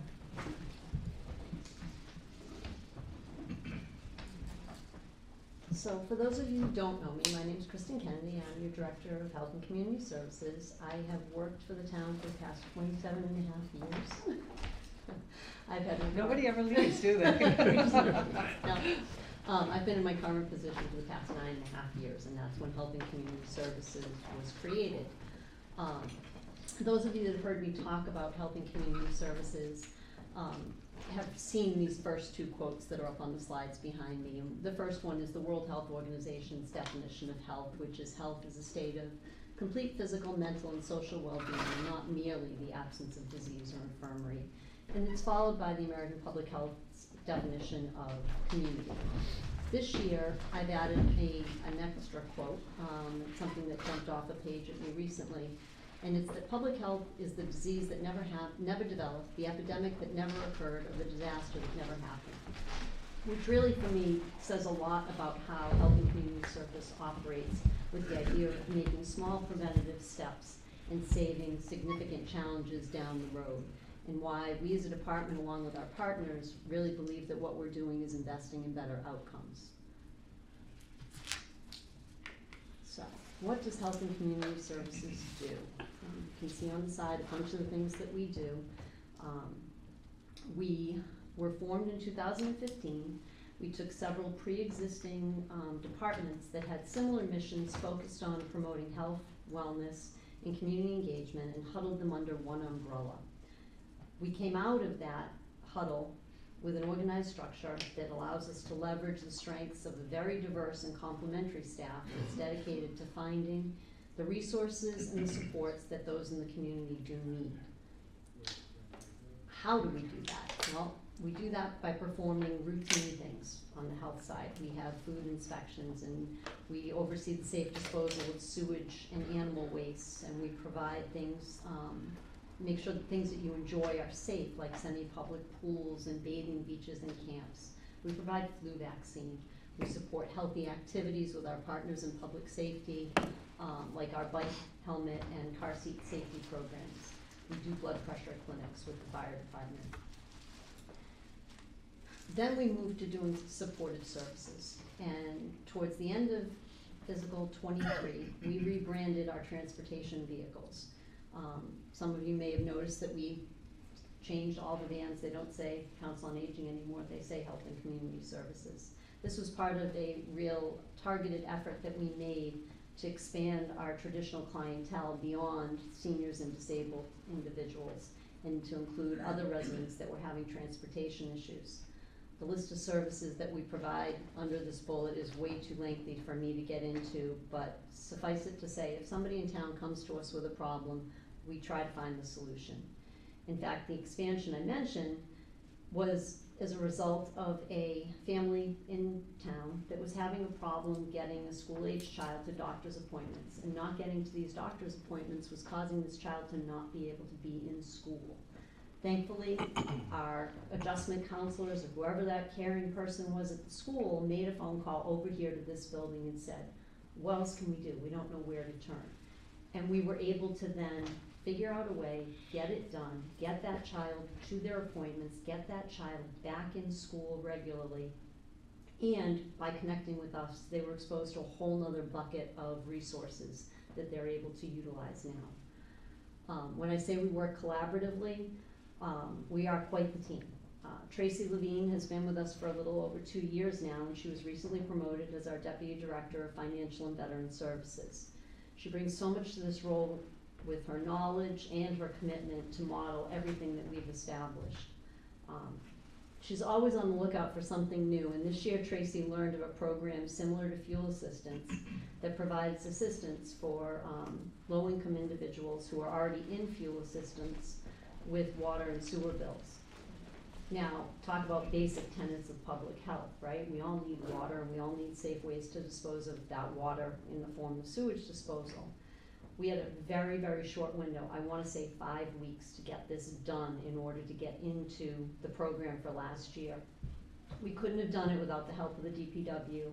I really want to say thank you to Alicia. I can't thank her enough for diving in and tackling something that had never been done before. The result was over $10,000 that came back into the town and paid for water for some of our most vulnerable people. While none of the participants in that program needed assistance with sewer, they're not connected, I am proud to point out that this is our 13th year running our septic betterment program that has assisted over 175 households with the costs of replacing their failed septic systems. We do this by being able to offer 20-year loans at the interest rate right now on them is 4%. And like much of what we do, we try to show up with a tool when there's a problem. And this is a tool that we have. And we can go out to homes now where sewage is running down their driveway, they're upside down in their homes, they can't get an equity loan or anything else. And we're standing there saying, yes, you have a problem, yes, we technically have to order you to fix it, but here's the application and we'll give you the money to do it and hold your hand through the process. We also have touched, one more innovative thing that we do, and a team-based solution that I want to mention is our community mental health liaison. Stephanie Cantav has been with us for just about a year, and she is wrapping up a certificate program at William James College on co-response models. Now these are typically things that they're typically police and mental health responders that you see. But we know that these calls come with multiple layers of issues and stressors and needs. So with that in mind, and I don't just mean health and community services, I want to include police, fire, schools, we've dragged the VA into it, we have dragged anybody that we need into these meetings that we set out to create a team that meets monthly and reviews these multi-jurisdictional and multi-layered cases for anywhere that we can help. We've had Ian from the library involved in a couple of them. Wherever there's a need, people know to bring them to us, and we bring in whoever we need to help solve the problem. In many communities and organizations, they take this approach, but they call it a crisis response team. not us. We don't like that. We don't like the whole crisis thing. I'm gonna go back to what I said in that new quote that I added this year about public health being the thing that didn't occur. And we're committed to trying to prevent that crisis. So we call our team Community At-Risk Empowerment, or CARE. And it's just that. We seek to identify the risks, the people at risk, and to give them tools, whether they're financial tools and programs like getting their water bill paid, or whether they're supports through William James College and the interface project that we have with them, where we get counseling, or we streamline or give them a channel to get through to useful counseling. It's an investment, again, in better outcomes. So who's under that umbrella? We're lean. We are 12.1 full-time equivalents. There's myself, our deputy directors. We have two main areas that kind of Venn diagram and overlap on a lot of areas. We have administrative assistants, program assistants, transportation staff, a veteran service officer, health inspectors, a public health nurse, and community mental health workers.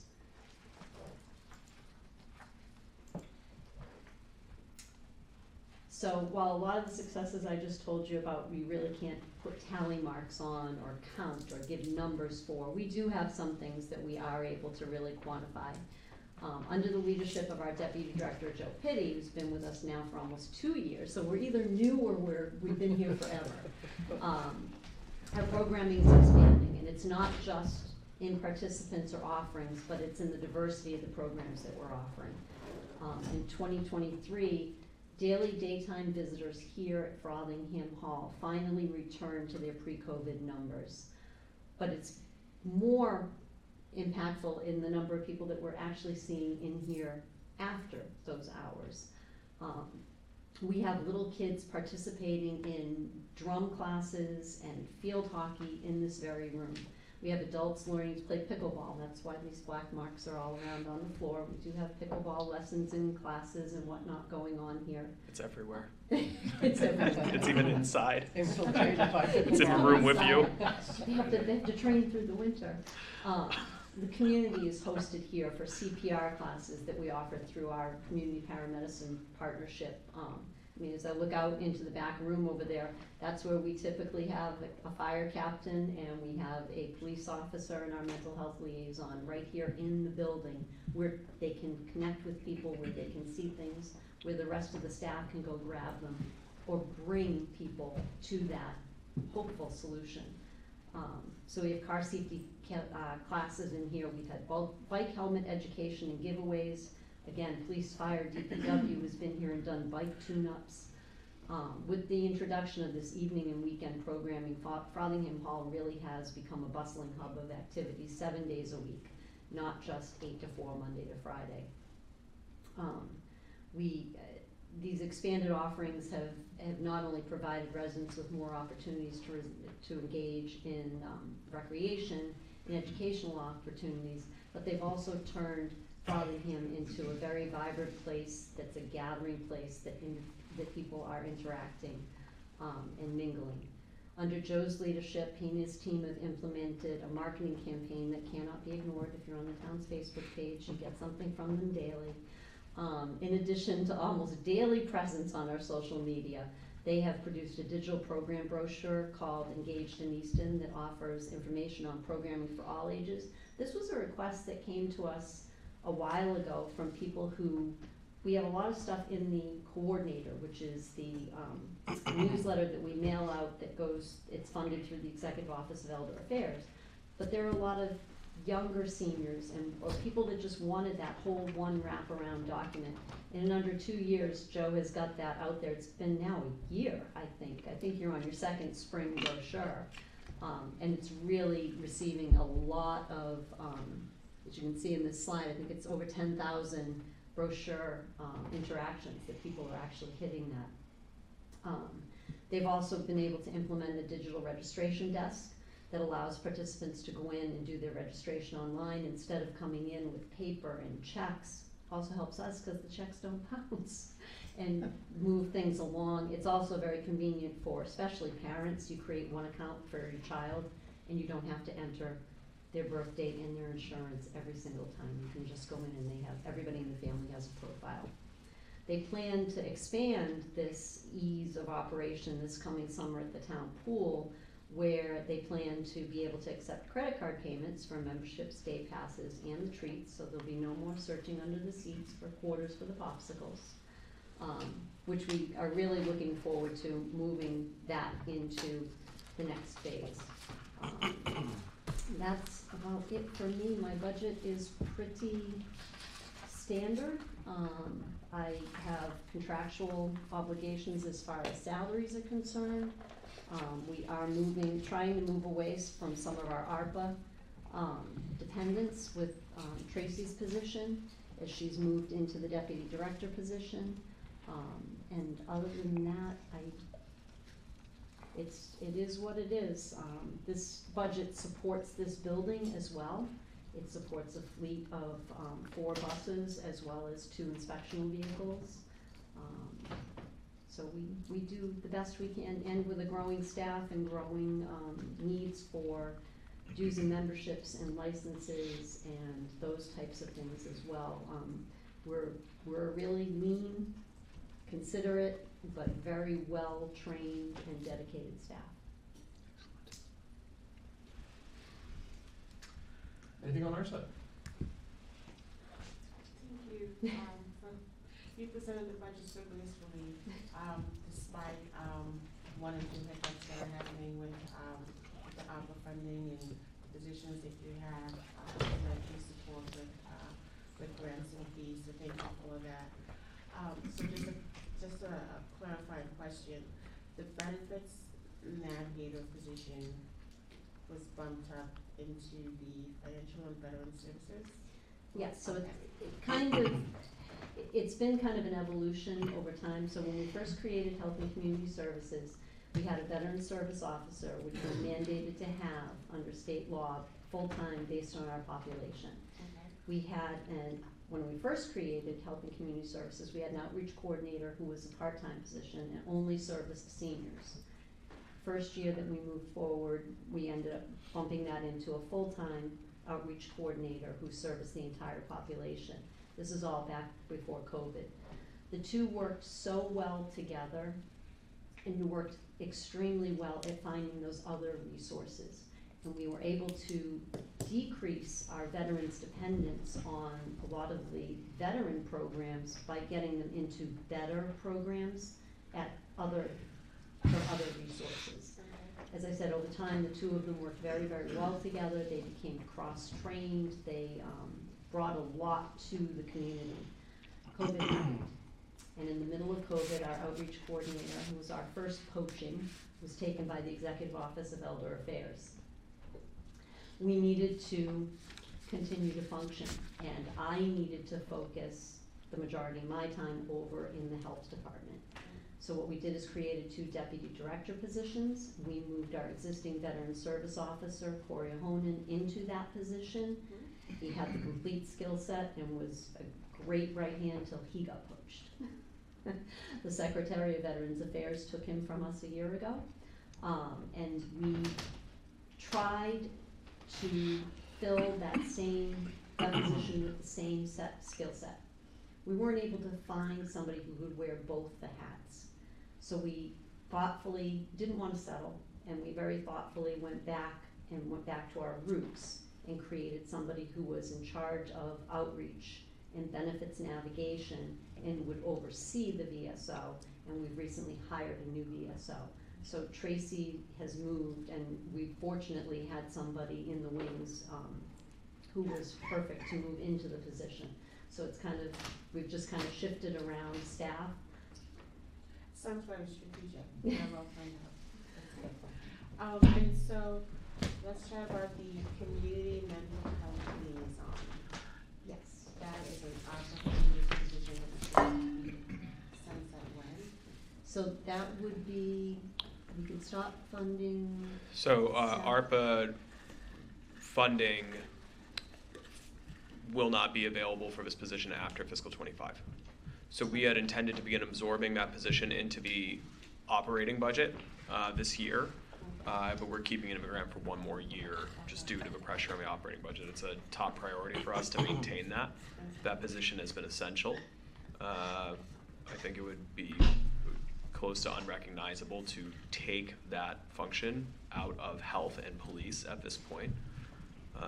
That Director Kennedy and Chief Boone could both speak to, as well as could the schools, because it's a resource across all of those jurisdictions.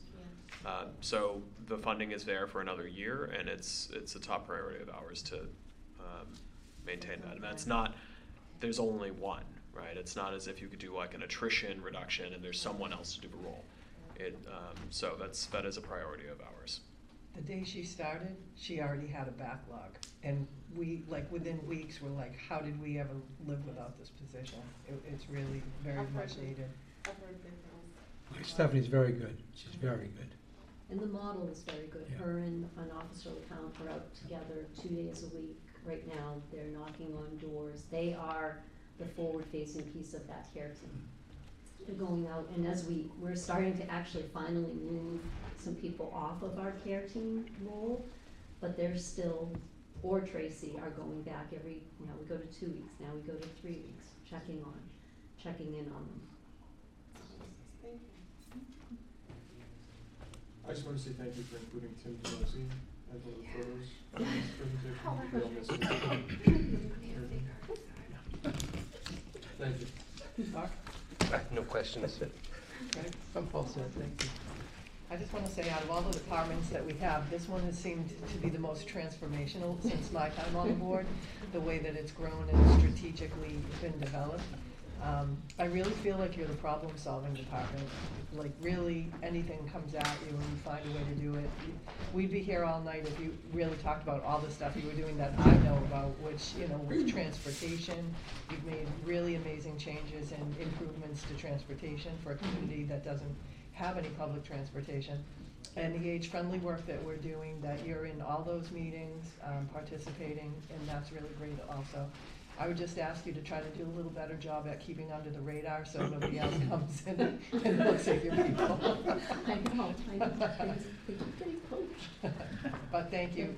In all seriousness, it's very proactive, and it's probably the biggest impact to the community that can really, you know, make some of the problems go away on the other end by being proactive on the front end. Yeah, it's a testament to the quality of people that we are able to attract, and that when our programs are noticed, how highly regarded they are, and how this model hopefully will take off as we go forward. Excellent. Thank you. Thank you, Kristen. All right, public safety and SEMREC. Rob, you're up.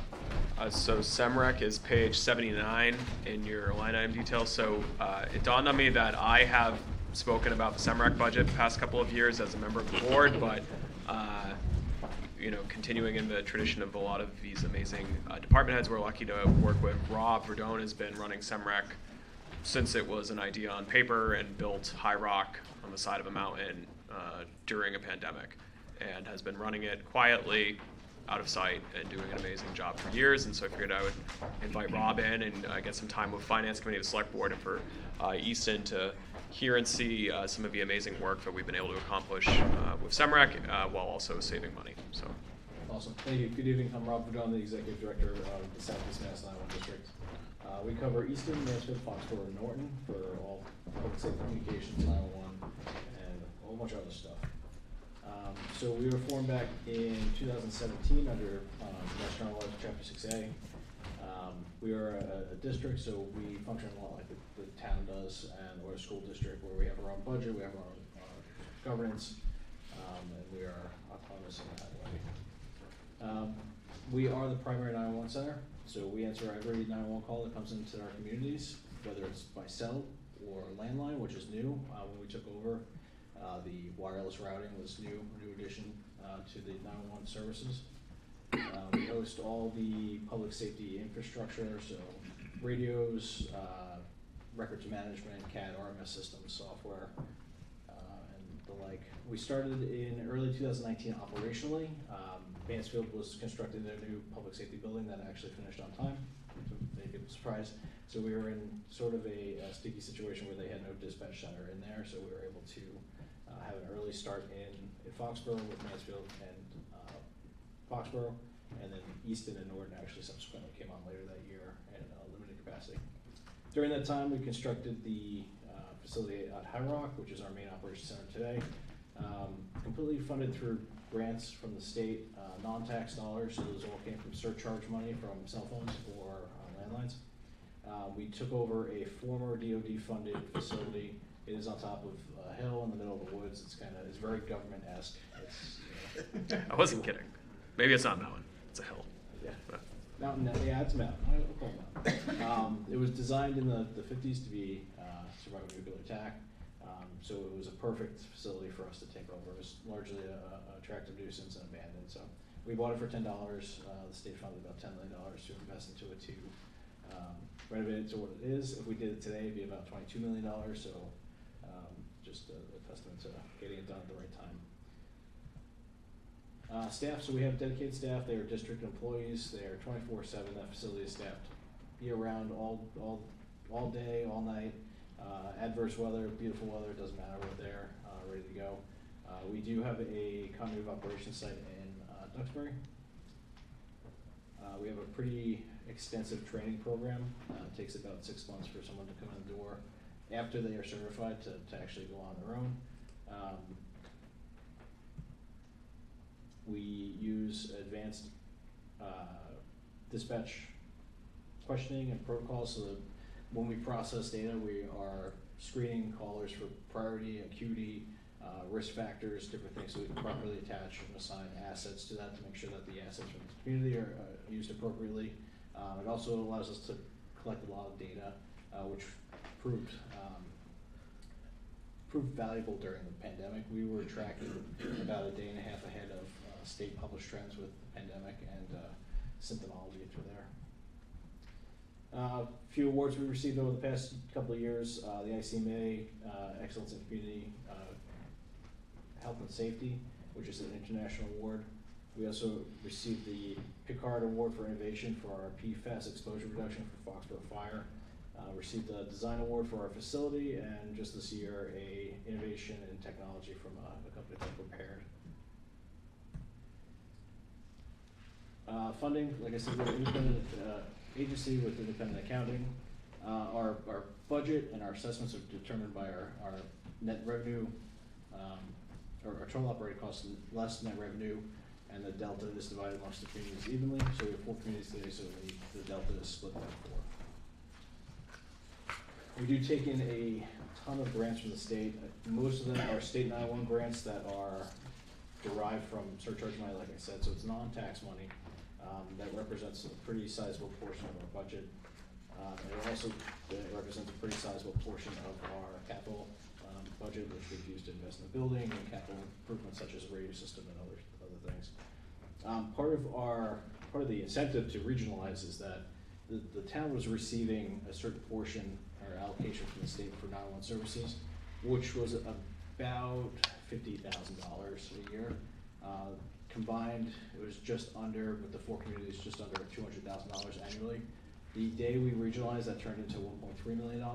So we've, maximized efficiencies, netted the economy of scale, and increased our revenue from the state as far as our grants. So over a course of 10 years, if the town did not regionalize, that would have represented about $11 million in abandoned funds.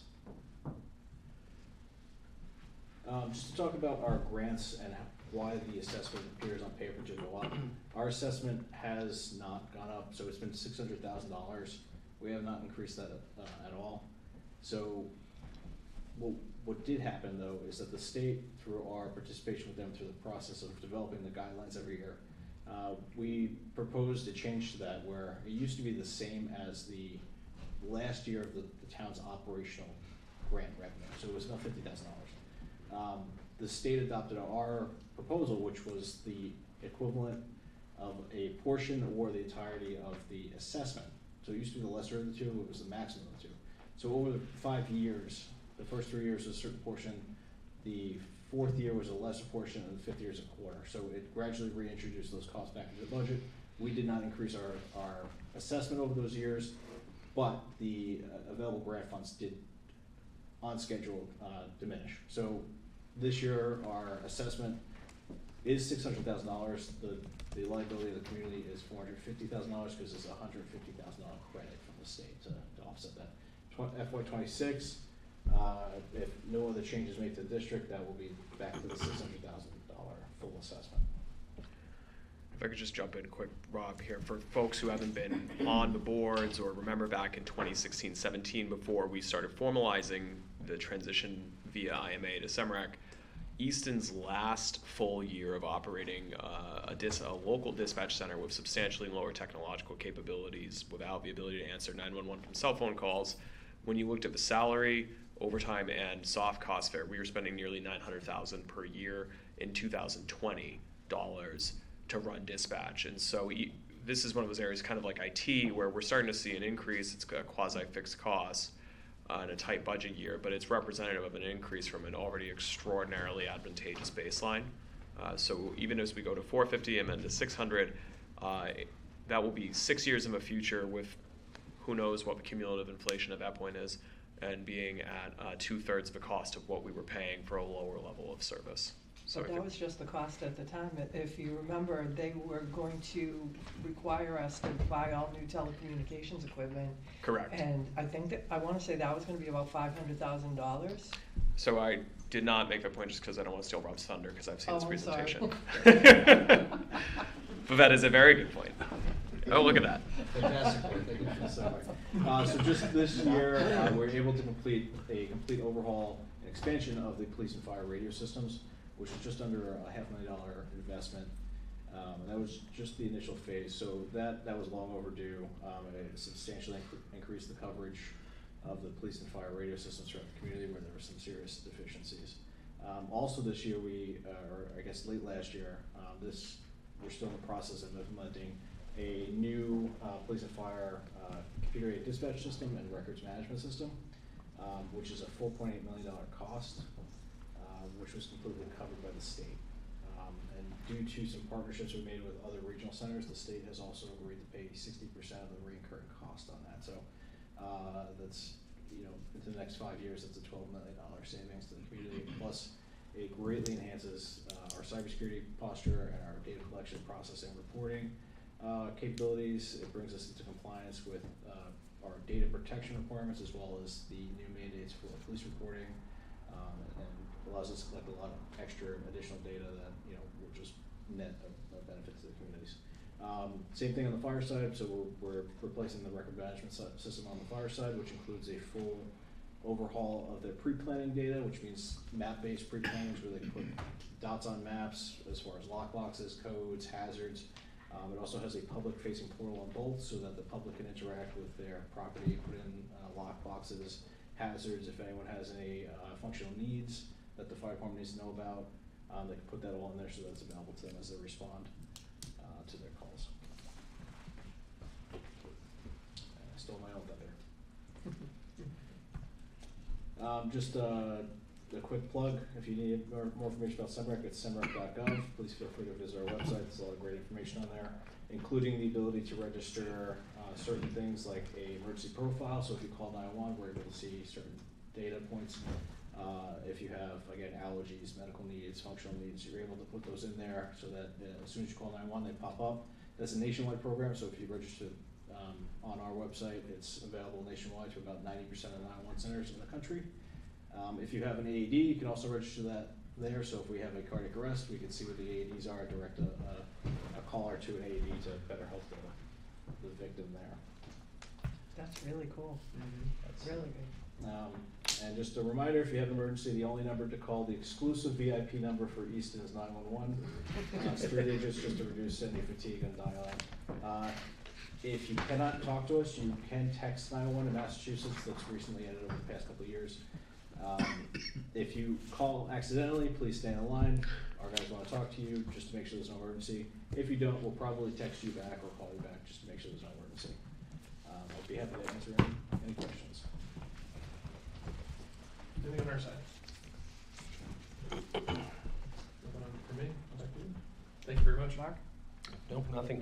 Fantastic. Thank you. I just want to say, when I was on the board when we took this first vote, and it looks awesome when you look at this and you're thinking this is the coolest thing ever, but when we were taking the vote, there weren't any other regional dispatch centers that we really had known about, and we were thinking, how is someone in Foxborough going to know where the sheep pasture is, or they're not gonna know my road because it's on a dead end, and we were really worried about the response times. And I know that what I was thinking at the time was, we really didn't have a choice because of the financial part of it. We really had to. In the time it took us to process all that, the technology changed so fast that this was like leap years ahead of what we expected. And you know, if you are stuck on the side of the road and you call 911, they can find you within a very, I want to say 3-foot radius. Is probably a little bit bigger than that. But all of the light posts at Gillette are geotagged. All of the light posts at is it the Twitter Center now? And Xfinity. That's always great. I'm dating myself now. And Stonehill, the same thing. So, I mean, this technology is so advanced that they can find people. I know that I dialed 911 by accident before, and I got the phone call. I was in town hall parking lot trying to explain that one. But, you know, this is amazing state of the art, and you have tours there every once in a while. I know I saw through the Health and Community Services, so I'd recommend, if people haven't been there, it's definitely worthwhile to go see it. It's an impressive building. Just the ride up the mountain to get to the building, just finding it on the side of the road to get in there, it's like the Batcave, you know, it's really. Yeah, we're not overhyping it. It's amazing. It's on a mountain. And being on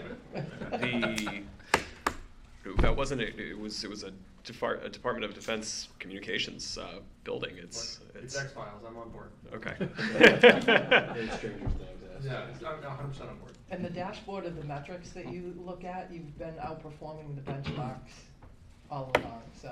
Nationwide, yeah. Yeah, it's really great. So, thank you very much for your presentation. Thanks for coming. Thank you. Good seeing everyone. Nice to meet everyone. If you have any questions, like the comfort tour, please. I definitely do want to comfort tour. I will be in touch. We should do a group field trip. Yeah, Seriously. Just have the hearings. All right, we have Finance Department. Come on up. We're good, thanks. Good job. Appreciate it.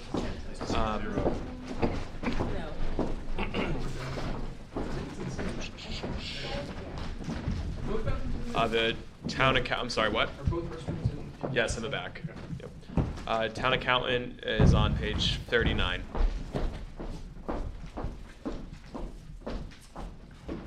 Good evening. Wendy Nightingale, Town Accountant and Finance Director. Linda Hawks is with me too. Linda is also a member of the Municipal Finance Department. The Department of Municipal Finance was established in 2017.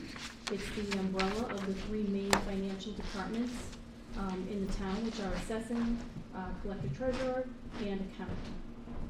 You'll hear from assessing tomorrow night, but you'll hear from Linda and I tonight. And after our departmental budgets, there are a few other budgets that we will both go over together. So as Finance Director, I'm the Department Head of Municipal Finance, and I also serve as the Town Accountant, which is a position required by statute, and it oversees the accounting department within those three departments in municipal finance. The accounting department has a lot of longevity in it. We have a staff of 3 full-time employees. I've been with the town for 26 years. My assistant almost 28 years, and our office assistant about 20 years. The accounting department, we use financial accounting software that's specialized for municipalities. It utilizes what's called fund accounting, which is different than accounting for like a regular business, because we have multiple different funds within town. We have our general fund operating budget, we have our enterprise funds, we have grants and revolving funds, and they each have to be accounted for separately. We also, so we record all of the financial transactions of the town, the receipts, the disbursements. We monitor those payments that go out for that they are in compliance with procurement laws and any other mass general laws. We monitor the financial general ledger of the town to make sure that departments are keeping within spending, they're spending appropriately, and we also do a lot of reconciliation. So there's a lot of activity that goes on between accounting and collection treasurers and assessing department. So we reconcile cash, we reconcile the town's tax receivables. So there's a lot of interaction. As town accountant, I also serve as an ex officio member of the audit committee and the capital planning committee also. And one thing I do want to point out is that, you know, we've had a staff of 3 for probably like, you know, at least like 20 years. So the department itself really hasn't grown. The budgets have grown, the volume of transactions has grown enormously. So, and in addition to the budget that you see presented, you know, the total amount is $109 million. That also does not include the capital projects and the grants and other revolving funds. So there's quite a bit of activity that goes through the town. So, and you know, we've been able to keep it all up. One of the things that's been very helpful is my assistant has also recently, well, in the last few years, become certified as a certified governmental accountant. And so she has been taking on a lot of the accounting roles and duties to make things easier for me, to free up more time for me to work on budget and other higher level financial activities of the town. So with that, the budget that's presented tonight, the line item budget, it's an increase of 7.75%. The departmental budget consists mostly of payroll items. The expense budget's very small. In fact, this year, as part of the cutting back, balancing the budget, we did have to cut back on those expenses. The expenses are mainly for training and then memberships to several like accounting associations, a state association. And the increases are mostly contractual. And I'll take any questions. Anybody has any? I have a question. Yes. Did you get the accounting software updated? Well, we are in the process of doing that. You know, we have to issue an RFP and go through a procurement process to do that. Do you have potential vendors that you might want to work with? Yes, yes. We have several in mind, and we have done several software demos to kind of get a feel for, you know, what's out there. So, yeah, we'll be doing more of that in the coming year. Thank you. Do you have questions? Anything else? Mark? Nope, I have no questions. I have no questions. I just want to also point out that we really rely very heavily on both of you when we make decisions and look at financial numbers. You know, we rely on the finance committee to do that, but I know that I always feel confident when you've come to us with, you know, just a lot of different things. When we look at bans and bonds and our credit rating and how things impact that, and you know, even when we were voting years ago on our financial principles, you always give us the scenarios of what happens if you do it this way or that way, and it really helps us make an informed decision. So the fact that you know, I think collectively have so much trust and faith in the great information that you give us, we're well prepared to do a good job for the community. So I want to thank you for that. Thank you. I do want to draw attention to the line item budget. You'll see there's a position that Wendy and I have been highlighting in there and leaving vacant for financial reasons, for revenue constraints every year of a finance and management analyst. As Wendy noted, the accounting function has been level staffed for literal decades as the town has grown tremendously in complexity, volume of transactions, the level of expectation on the presentation of our financial materials, particularly publicly, and I think it's worth highlighting that that's a very, very real need I'm sure you also have a timestamp on some of the materials coming to you. Some come in at 10 o'clock at night, some come in at 6 in the morning. It's 9 o'clock.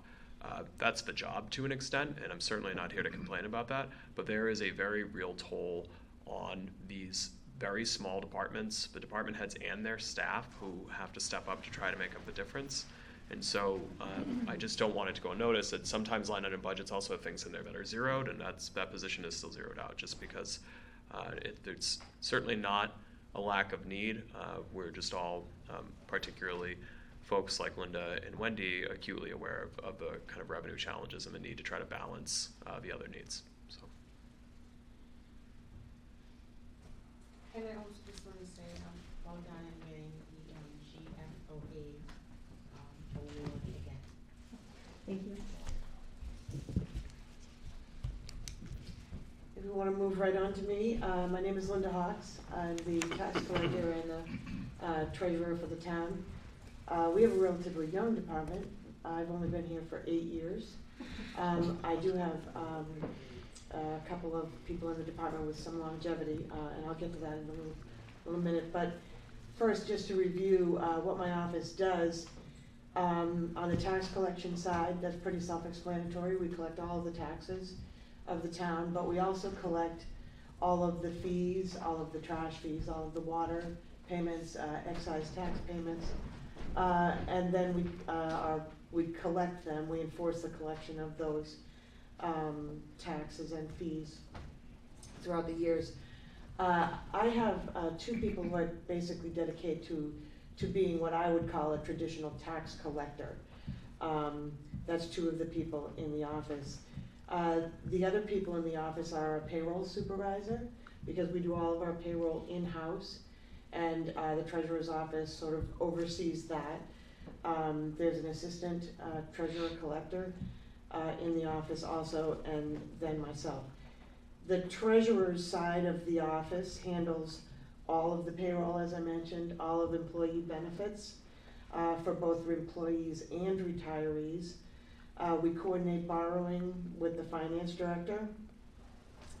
And as treasurer of the town, I also sit on the Taxation Aid Committee, which has been very beneficial. The Taxation Aid Committee was voted into existence in, I want to say 2018, right before COVID. The committee is set up to accept donations and then distribute those donations to needy people. This particular program, thanks to a very large injection of ARPA funds, has been able to distribute more than $200,000 to more than 100 applicants over the past 3 years. We've done a really good job. It's and I'm pretty proud of that. But it's been the Taxation Aid Committee works really hard at accepting all of these applications and then getting the money out to people who are in need. I had mentioned the longevity in the office. We seem to have an office that's always in flux. Right now we have 1 position open, but it's going to be filled effective Monday. We have 1 collector that's going to come back, so we'll be back to 2 collectors. So we'll have a brand new collector, and then the other collector, everybody has probably met Sue. She's been here for 18 years, and I hope that she'll be there for another long time. So we'll be back to full staff for a couple of months, and then the assistant collector treasurer, Kathy Finn, who's also been here for 18 years, she's retiring, so that position will be open, and there'll be a little bit of musical chairs playing for a little while, where we hope we'll fill that position, and then another position will open up. And but I'm hopeful that by the end of the summer we'll be back to full staff, and waiting for somebody else to leave, I suppose. Not you. But no, not me, not yet. No. So always exciting in the treasurer collector's office. I would like to just reiterate what the town administrator was just saying about the vacant or the unfilled finance analyst.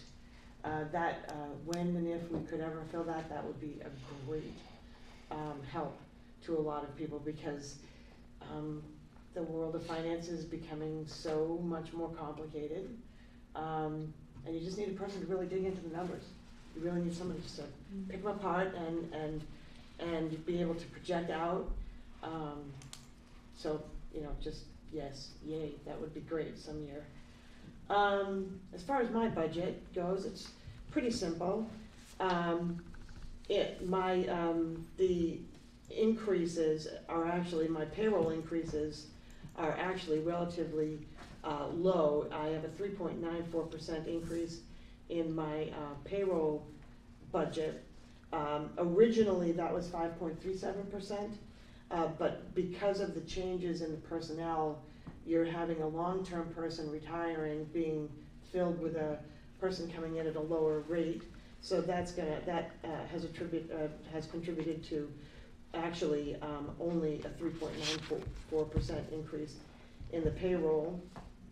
And then my expenses, those actually decreased 5.31% because I was able to decrease my deeds, the line item named deeds. These are my tax title, my tax takings when a person doesn't pay their real estate taxes. I'm required by law to put a lien on the property within a certain time frame. So as much as I would like to be sort of forgiving about that, I can't by law because then we'd lose all sorts of rights to enforcing the collection of the taxes. So, but what I have done is since COVID, I learned that we used to sort of enforce these liens very, very quickly. COVID taught me not to. I'm waiting longer, but that gives us a longer period of time to get out to people directly before I have to put the lien on the property. And then, so I think I can do with a little bit of less money there. So decreasing that one line item out of my very small budget actually decreased it overall for my expenses 5.31%.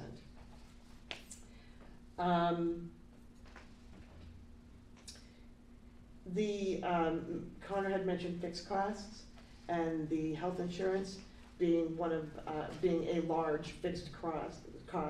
For fiscal year 25, the insurance budget, or the health insurance budget, is more than $10 million, which is 9.4% of the budget.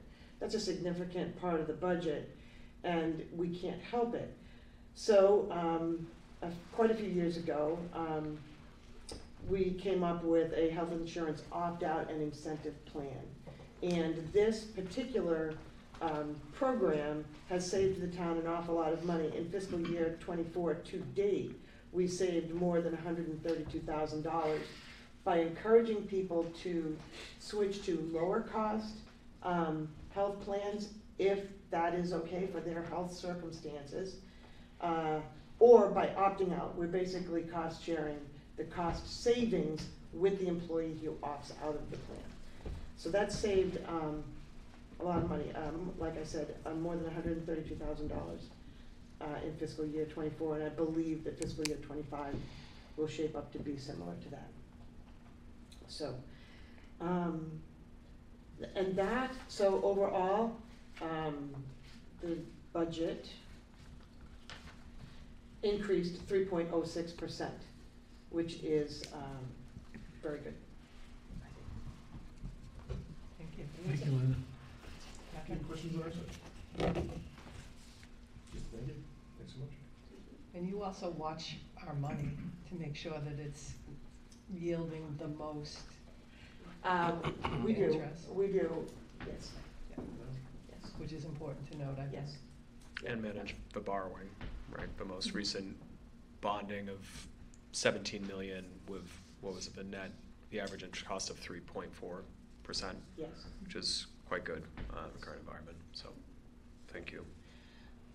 That is a testament to the town and its how well it's managed. I think that's been pointed out by Moody's doing the ratings every year. You know, they point that out. Easton is it shows in our rating. Thank you. We appreciate you both being here tonight. We appreciate the great work you're doing. Does the board wanna take like a 5-minute recess, or do we wanna just power through the rest of it? Plow through. Anyone? Plow through. I'm fine going through it. Yeah, let's go. Let's go. I'll go with the team. All right, what you want, okay. I'm good. Thank you. So the next budget is debt service. Maturing debt and interest is page 10 of your line item budget.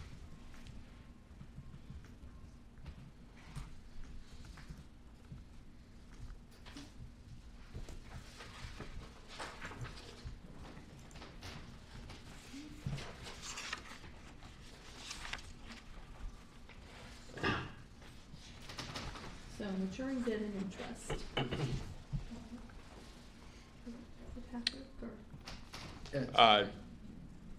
No, everyone's kind of taking turns hitting the restaurant. So.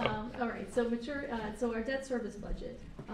The increase to our debt service budget, 6.26%, $438, $438,986.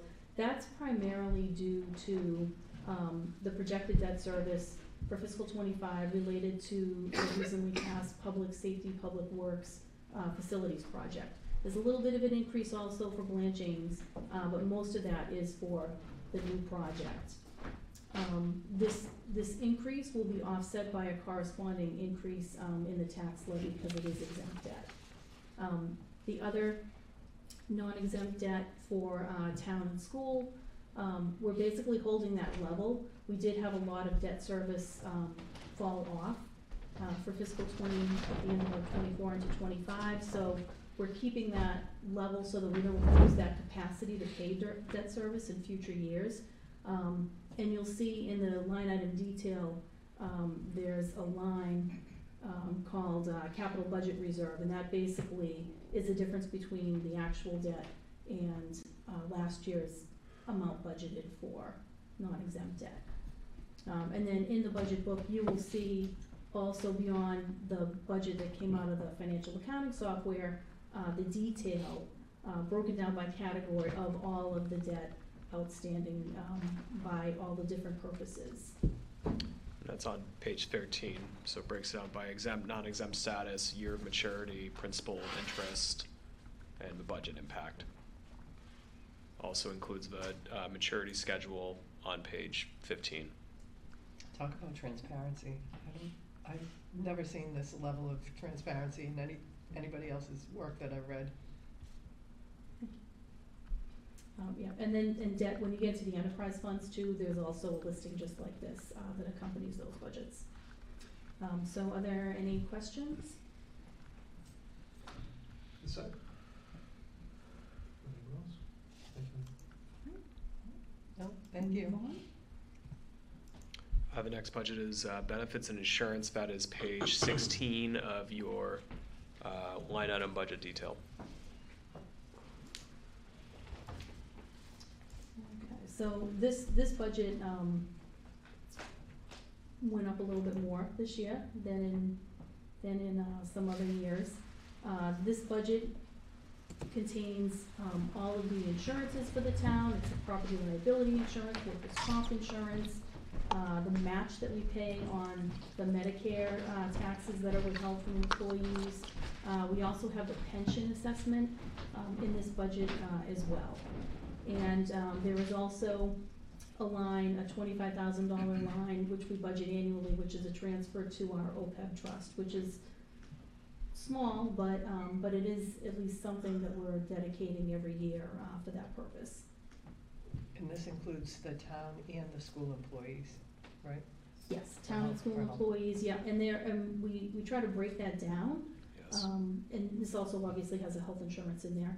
And we try to break it down, in particular health insurance by, town active, town retirees, school active, school retirees. We try to break the insurance down by town and school as well, which also helps because when the school prepares their end of year report, they have to show the costs that are related to the school department that are not appropriated or under the school committee control. They're just appropriated by the town, and that factors into the per pupil spending as well.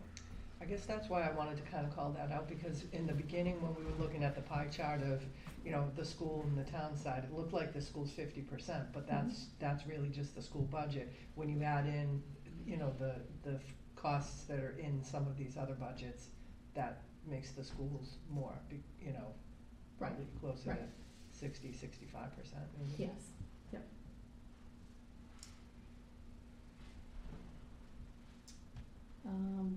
So this year, you know, health insurance was definitely a larger increase than what we had seen in other years. I feel like it's the, you know, everything's been going up with inflation and everything. Healthcare is no different. Costs have gone up, and so our premiums have gone up as well. We're still actually awaiting our final breakdown of costs for Maya, but I think we will be able to, you know, factor that within this budget for what those premiums are going to be. Maya specifically relates to the general insurance, workers' comp insurance lines that you see 5742 through 5745. That's not the health insurance. Right. That small line is for risk management. Risk management, so those are things like related to the Executive Loss Control Committee. Oh, okay. I thought that's what you were referring to when you said the EOPEB. I was like, wait, did you say 25,000? But then I realized it's a separate line. Yeah, OPEB's down on the bottom. And also I wanted to just mention too that with our insurance, we try to take advantage of as many savings opportunities as possible. So we pay our insurance right up front at the beginning of the year, and we can usually save, I think, like 2.5% to 3% on those premiums by doing that. We participate in what they call Maya Rewards, so there's different programs and proactive things that we can do to earn additional discounts off of our insurance premiums. And with regards to the pension assessment, you have the option to pay the pension assessment in either one payment at the beginning of the year, or you could pay in 2 semi-annual installments. We pay one payment at the beginning of the year, and in doing that, we're saving $107,000 off the assessment by doing that. So we take advantage of that opportunity as well. I recently met the Maya rep, Tom, at a legislative briefing I was at. He came over and reintroduced himself, and he couldn't say enough about the people that he worked with in town, including your departments, Connor, Mary. He really was just, you know, so excited about all the things that Easton does, to do the right things, to take advantage of every opportunity for credits and discounts and things like that, so. Yeah, Mary does a great job too, coordinating all of that and running the loss control meetings and keeping on top of that.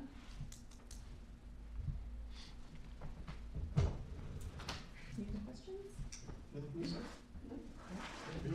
Thank you. Thank you. I believe. Other expenses. So that is page 29, if you're following along. So other expenses, this is kind of a little bit of a unique category. So other expenses are basically your state and county assessments. So when we get the state aid estimates, there are also these state and county assessments, and basically most of these, when they send our monthly state aid distributions, are just deducted from those distributions. But we still have to account for them as an expense. But because they come off the top like that, they're not actually voted as a line item at town meeting, the way all the departmental budgets are. But we still, you know, factor that in as part of the budget. So that's mostly what this category is. And then also in this category, we put if there was a snow and ice deficit to be raised, which the initial preliminary budget, we just put in 100,000 because we thought that might be needed. Unfortunately, it was not needed, so we took that out. And then also, there's 450,000, which is an allowance for abatements and exemptions. And those are basically taxes that you won't be able to collect because for a variety of reasons. If people get an abatement on their property tax for a valuation issue, or if they're allowed, they get the senior tax program, people are allowed certain exemptions by state law, that they can get a reduction off of their taxes, and that's where this account comes in. So that total is $1,873,541.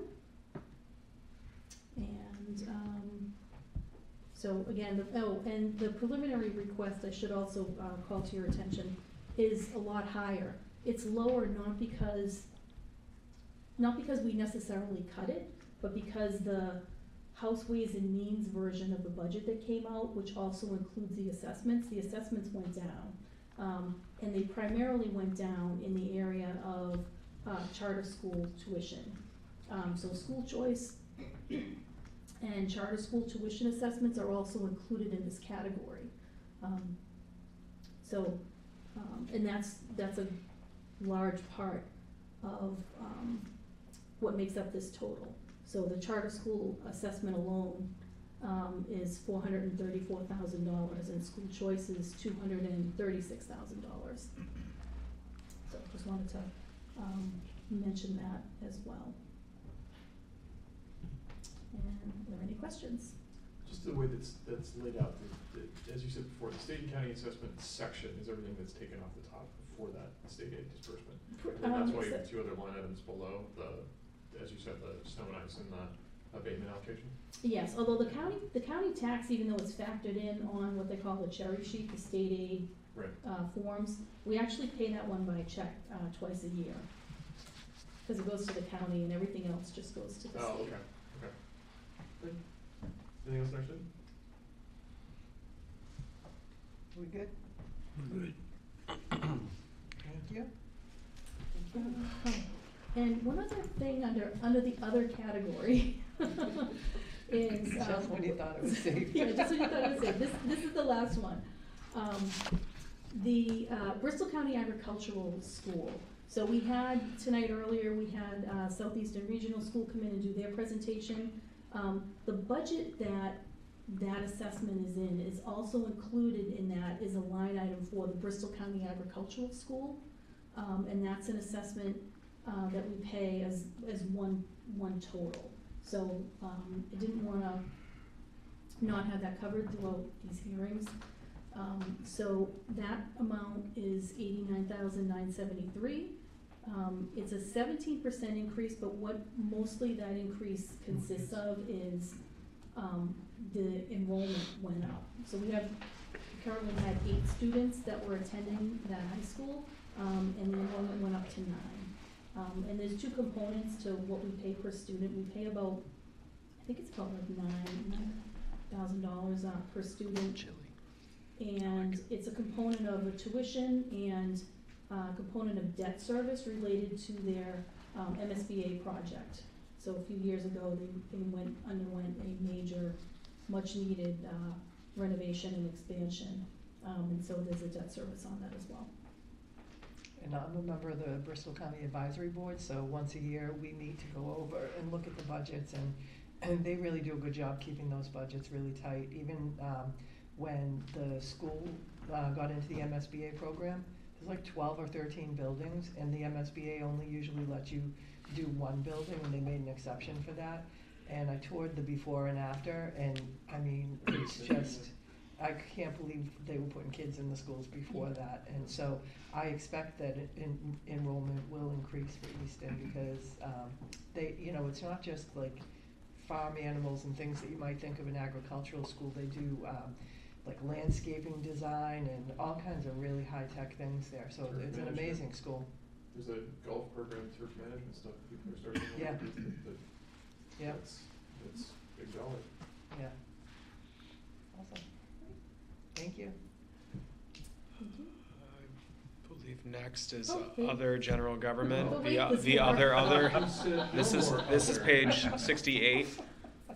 But wait, there's more. There's more of the more. See how it works. Okay, yeah, this really is the last one. Sure. for Wendy.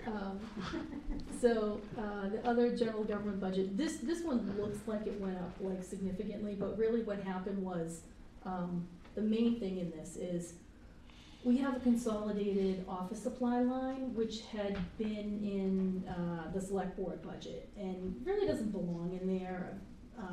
It's used by all the town office departments and also police and fire. So we moved that into this other general government category because it serves so many departments. And that's what makes up most of this increase. The other things that are in that line, we have the postage account, the postage meter. We also have the annual audit is included in there as well. There's also the assessment that annual assessment that we pay to the Southeastern Regional Services Group, which they do a lot of our bidding for us for like DPW. They do office supplies, paper, and that's $4,100. It's been $4,100, I think, since I started. It has not changed at all. So we definitely get a lot of value for paying that. And then a few other miscellaneous lines. So is the $22,000 line item directly reflected on the select board side, or something slightly lower, I would assume? because- So that's more comparable to where it should have been. We had cut that. Part of a benefit of moving it out of my departmental budget is when we do across the board expense cuts in our operating budgets, that then hits this if it's carried in my operating budget. So that's been moved out of our budget. It was at 17. It's been increased by 5,000 to more accurately reflect what is necessary to purchase office supplies for every town department. Thank you. Thank you for being here all night tonight. Thank you. One of the last ones. One more other government piece. This is really it. Thank you, everyone. Thanks, Thank Wendy. you. Thank Thanks, you. Linda. Have a good night.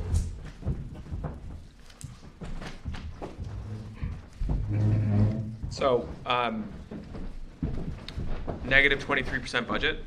That's because part of what we wanted to do this year was more accurately reflect what this budget is called, which is select board.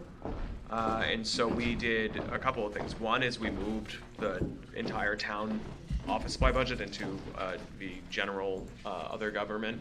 And we also are breaking human resources into its own cost center, which is more appropriate. So this budget for fiscal 25 and generally supports the select board and town administration. So the select board sets policy and strategic priorities for the town. 5-member select board also serve as water commission, sewer commission, rent control board. They're licensing authorities. They also perform legal hearings for dangerous animals. Town administration coordinates all daily governmental functions. We're responsible for financial leadership, personnel procurement, labor relations, public relations, supporting the select board and various town meeting functions. The select board appoint nearly all volunteer board members. We rely on nearly 200 citizen volunteers across a variety of boards, both statutory and ad hoc, that the select board interview and appoint. Our office manages with the clerk's office all the necessary records for appointing those folks to help the government function. And I appoint all but 2 personnel in the town government, the finance director and the veterans services officer. This department is staffed by this table. You are looking at the 3 full-time personnel who manage the executive office of the town. In prior budgets, as we have over many, many, many years very incrementally invested in a professionalization of human resources, that has been in our budget as well. So even if you account for the 1.8 FTE of HR and risk management function that you'll see in the next budget, this amount of staff is extraordinarily unusual for a town of 25,000 with a $109 million operating budget. Comparable communities last year staffed administration and HR with an average of 7 FTE. So depending on how you count Easton, whether the low end of 3 or 4.8 if you include the HR department, we are an extraordinarily lean department. And I don't say that to complain. We are acutely aware of the financial challenges that all the departments are facing, but also to give credit to both Sean and Elizabeth for their tremendous work that they do at dozens and dozens of night meetings, preparing for lots of these type of things, doing a lot of community meetings, and helping keeping the office run. So a couple of successes that I think are notable with the select board, town administration this past year.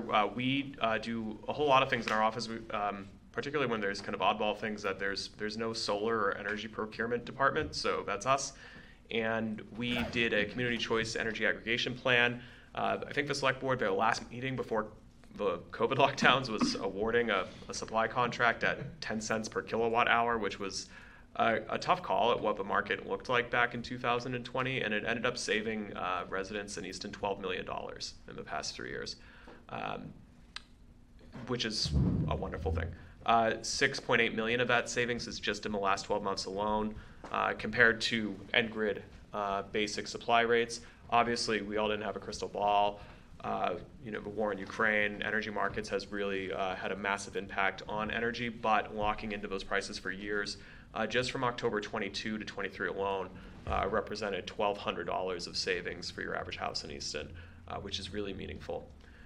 Another thing that we're proud of that we got to work on last year in our office with voters at town meeting and Senator Timmelty and the Board of Assessors was as part of passing the Police Fire Public Works building replacement project, we had an article attached to that to ask the Senate, the State House, to pass a special act to create a means-tested senior tax relief program for 3 years. That's making its way through the lawmaking process on Beacon Hill, and it's on track to be adopted ahead of any real meaningful tax impact from that building project.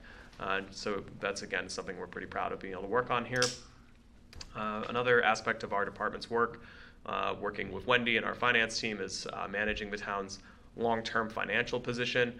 Obviously, as you've all heard, we're heading into some tough years, but we are much better positioned to do so, thanks to a lot of work of everyone here and voters at town meeting, taking those recommendations. And so we've been able to really bolster our financial position over the past 7 years, which is really vital as we head into some tough years.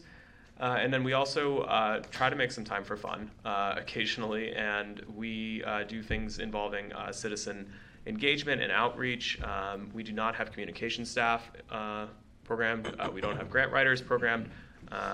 And so Sean, the assistant town administrator, picks up a lot of that work. Sean joined us in August and didn't miss a beat with continuing to run the Citizens Academy program in Easton, which is really awesome. That's been a really well-received program where we bring folks along over the course of the spring, culminating with attending town meeting where they could meet all different towns' departments, meeting different elected officials and boards, and understanding how the government functions, how they could get involved, stay involved, and be an active participant in their own community and government, which is awesome. So if you look at the line item detail, I actually didn't tell you the page. I don't know it off the top of my head. I'm sorry. 31 or 32 or 30. 31-ish. 34. 31 adjacent. So wages show a large decrease. That's because we're moving some of the staff into HR. Anything else is reflected as contractual, except for overtime, which we're increasing just because we have a lot of night meetings that we need to make sure we're paying appropriately for. Other than that, you can see the $17,000 reduction in expenses is a reallocation of office supplies to general government, and then the equivalent of a 10% across the board cut to expenses, because that's what we did for all departments, and that includes us. So, happy to take any questions on the select board budget. Questions on the set? Okay. Human resources. So Easton, let me find the budget here. That's page 52. So fiscal 25 will be the first year where we categorize human resources as its own function in the as a departmental budget. The recategorization doesn't change the total FTE, so this isn't like a kind of sleight of hand to add staff without telling you. It's the same staff we have. We're just putting them in their own cost center. And appropriately reflecting that this is a essential function of the town, particularly town of this size. I remain the personnel director, the hiring authority, but the reality is that the ongoing management and execution of many of these risk management functions, doing things like running the executive loss control committee, the loss control program for the towns, managing our liability insurances and things, has been on the incumbent human resources position for many, many, many years. And so that this is just accurately categorizing where people are. So Wendy touched on one of the important aspects of a good loss control program is not just the promotion of training and best practices where you want to minimize risks to your employees that can manifest through injuries on the job or legal liability from errors and omissions. That not only represents an avoided cost through litigation and things of that nature, it also translates into a direct savings.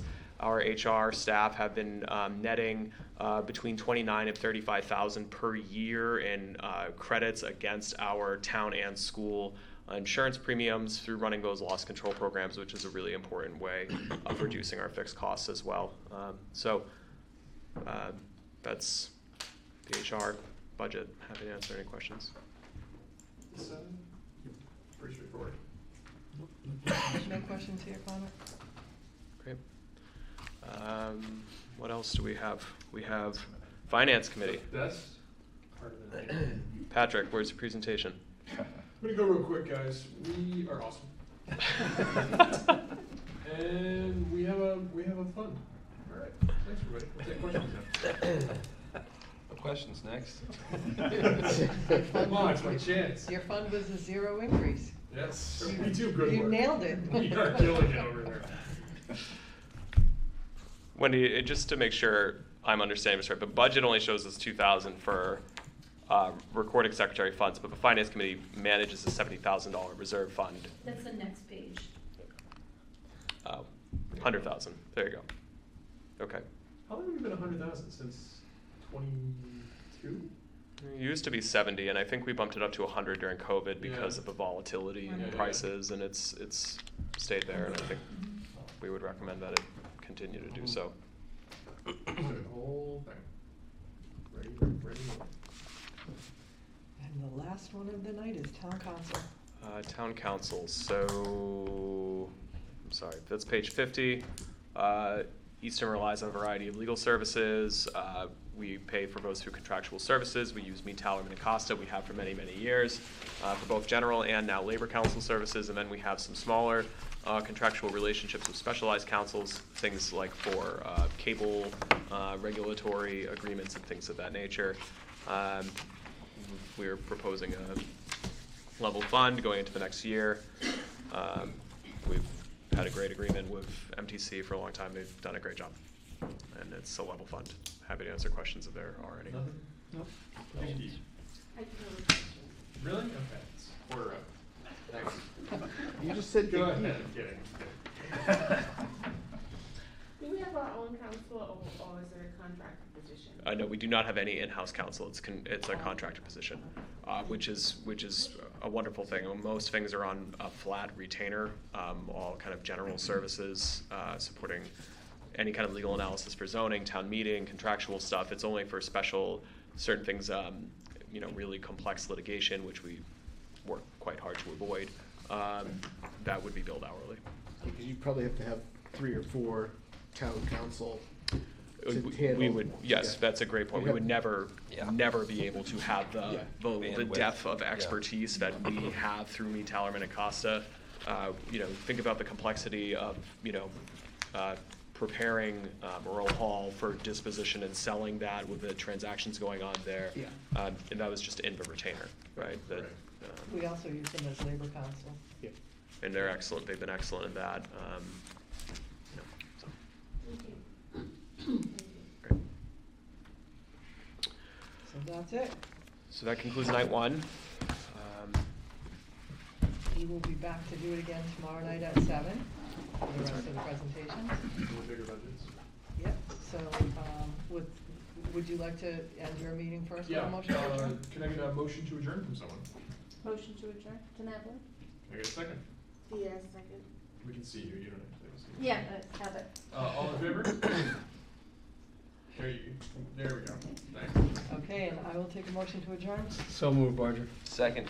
So Barger and Lamb, all in favor? Unanimous. Thanks everyone for being here tonight. Thanks if Thanks, guys. anybody was watching at home till the end. And thank you to ECAT for broadcasting for us.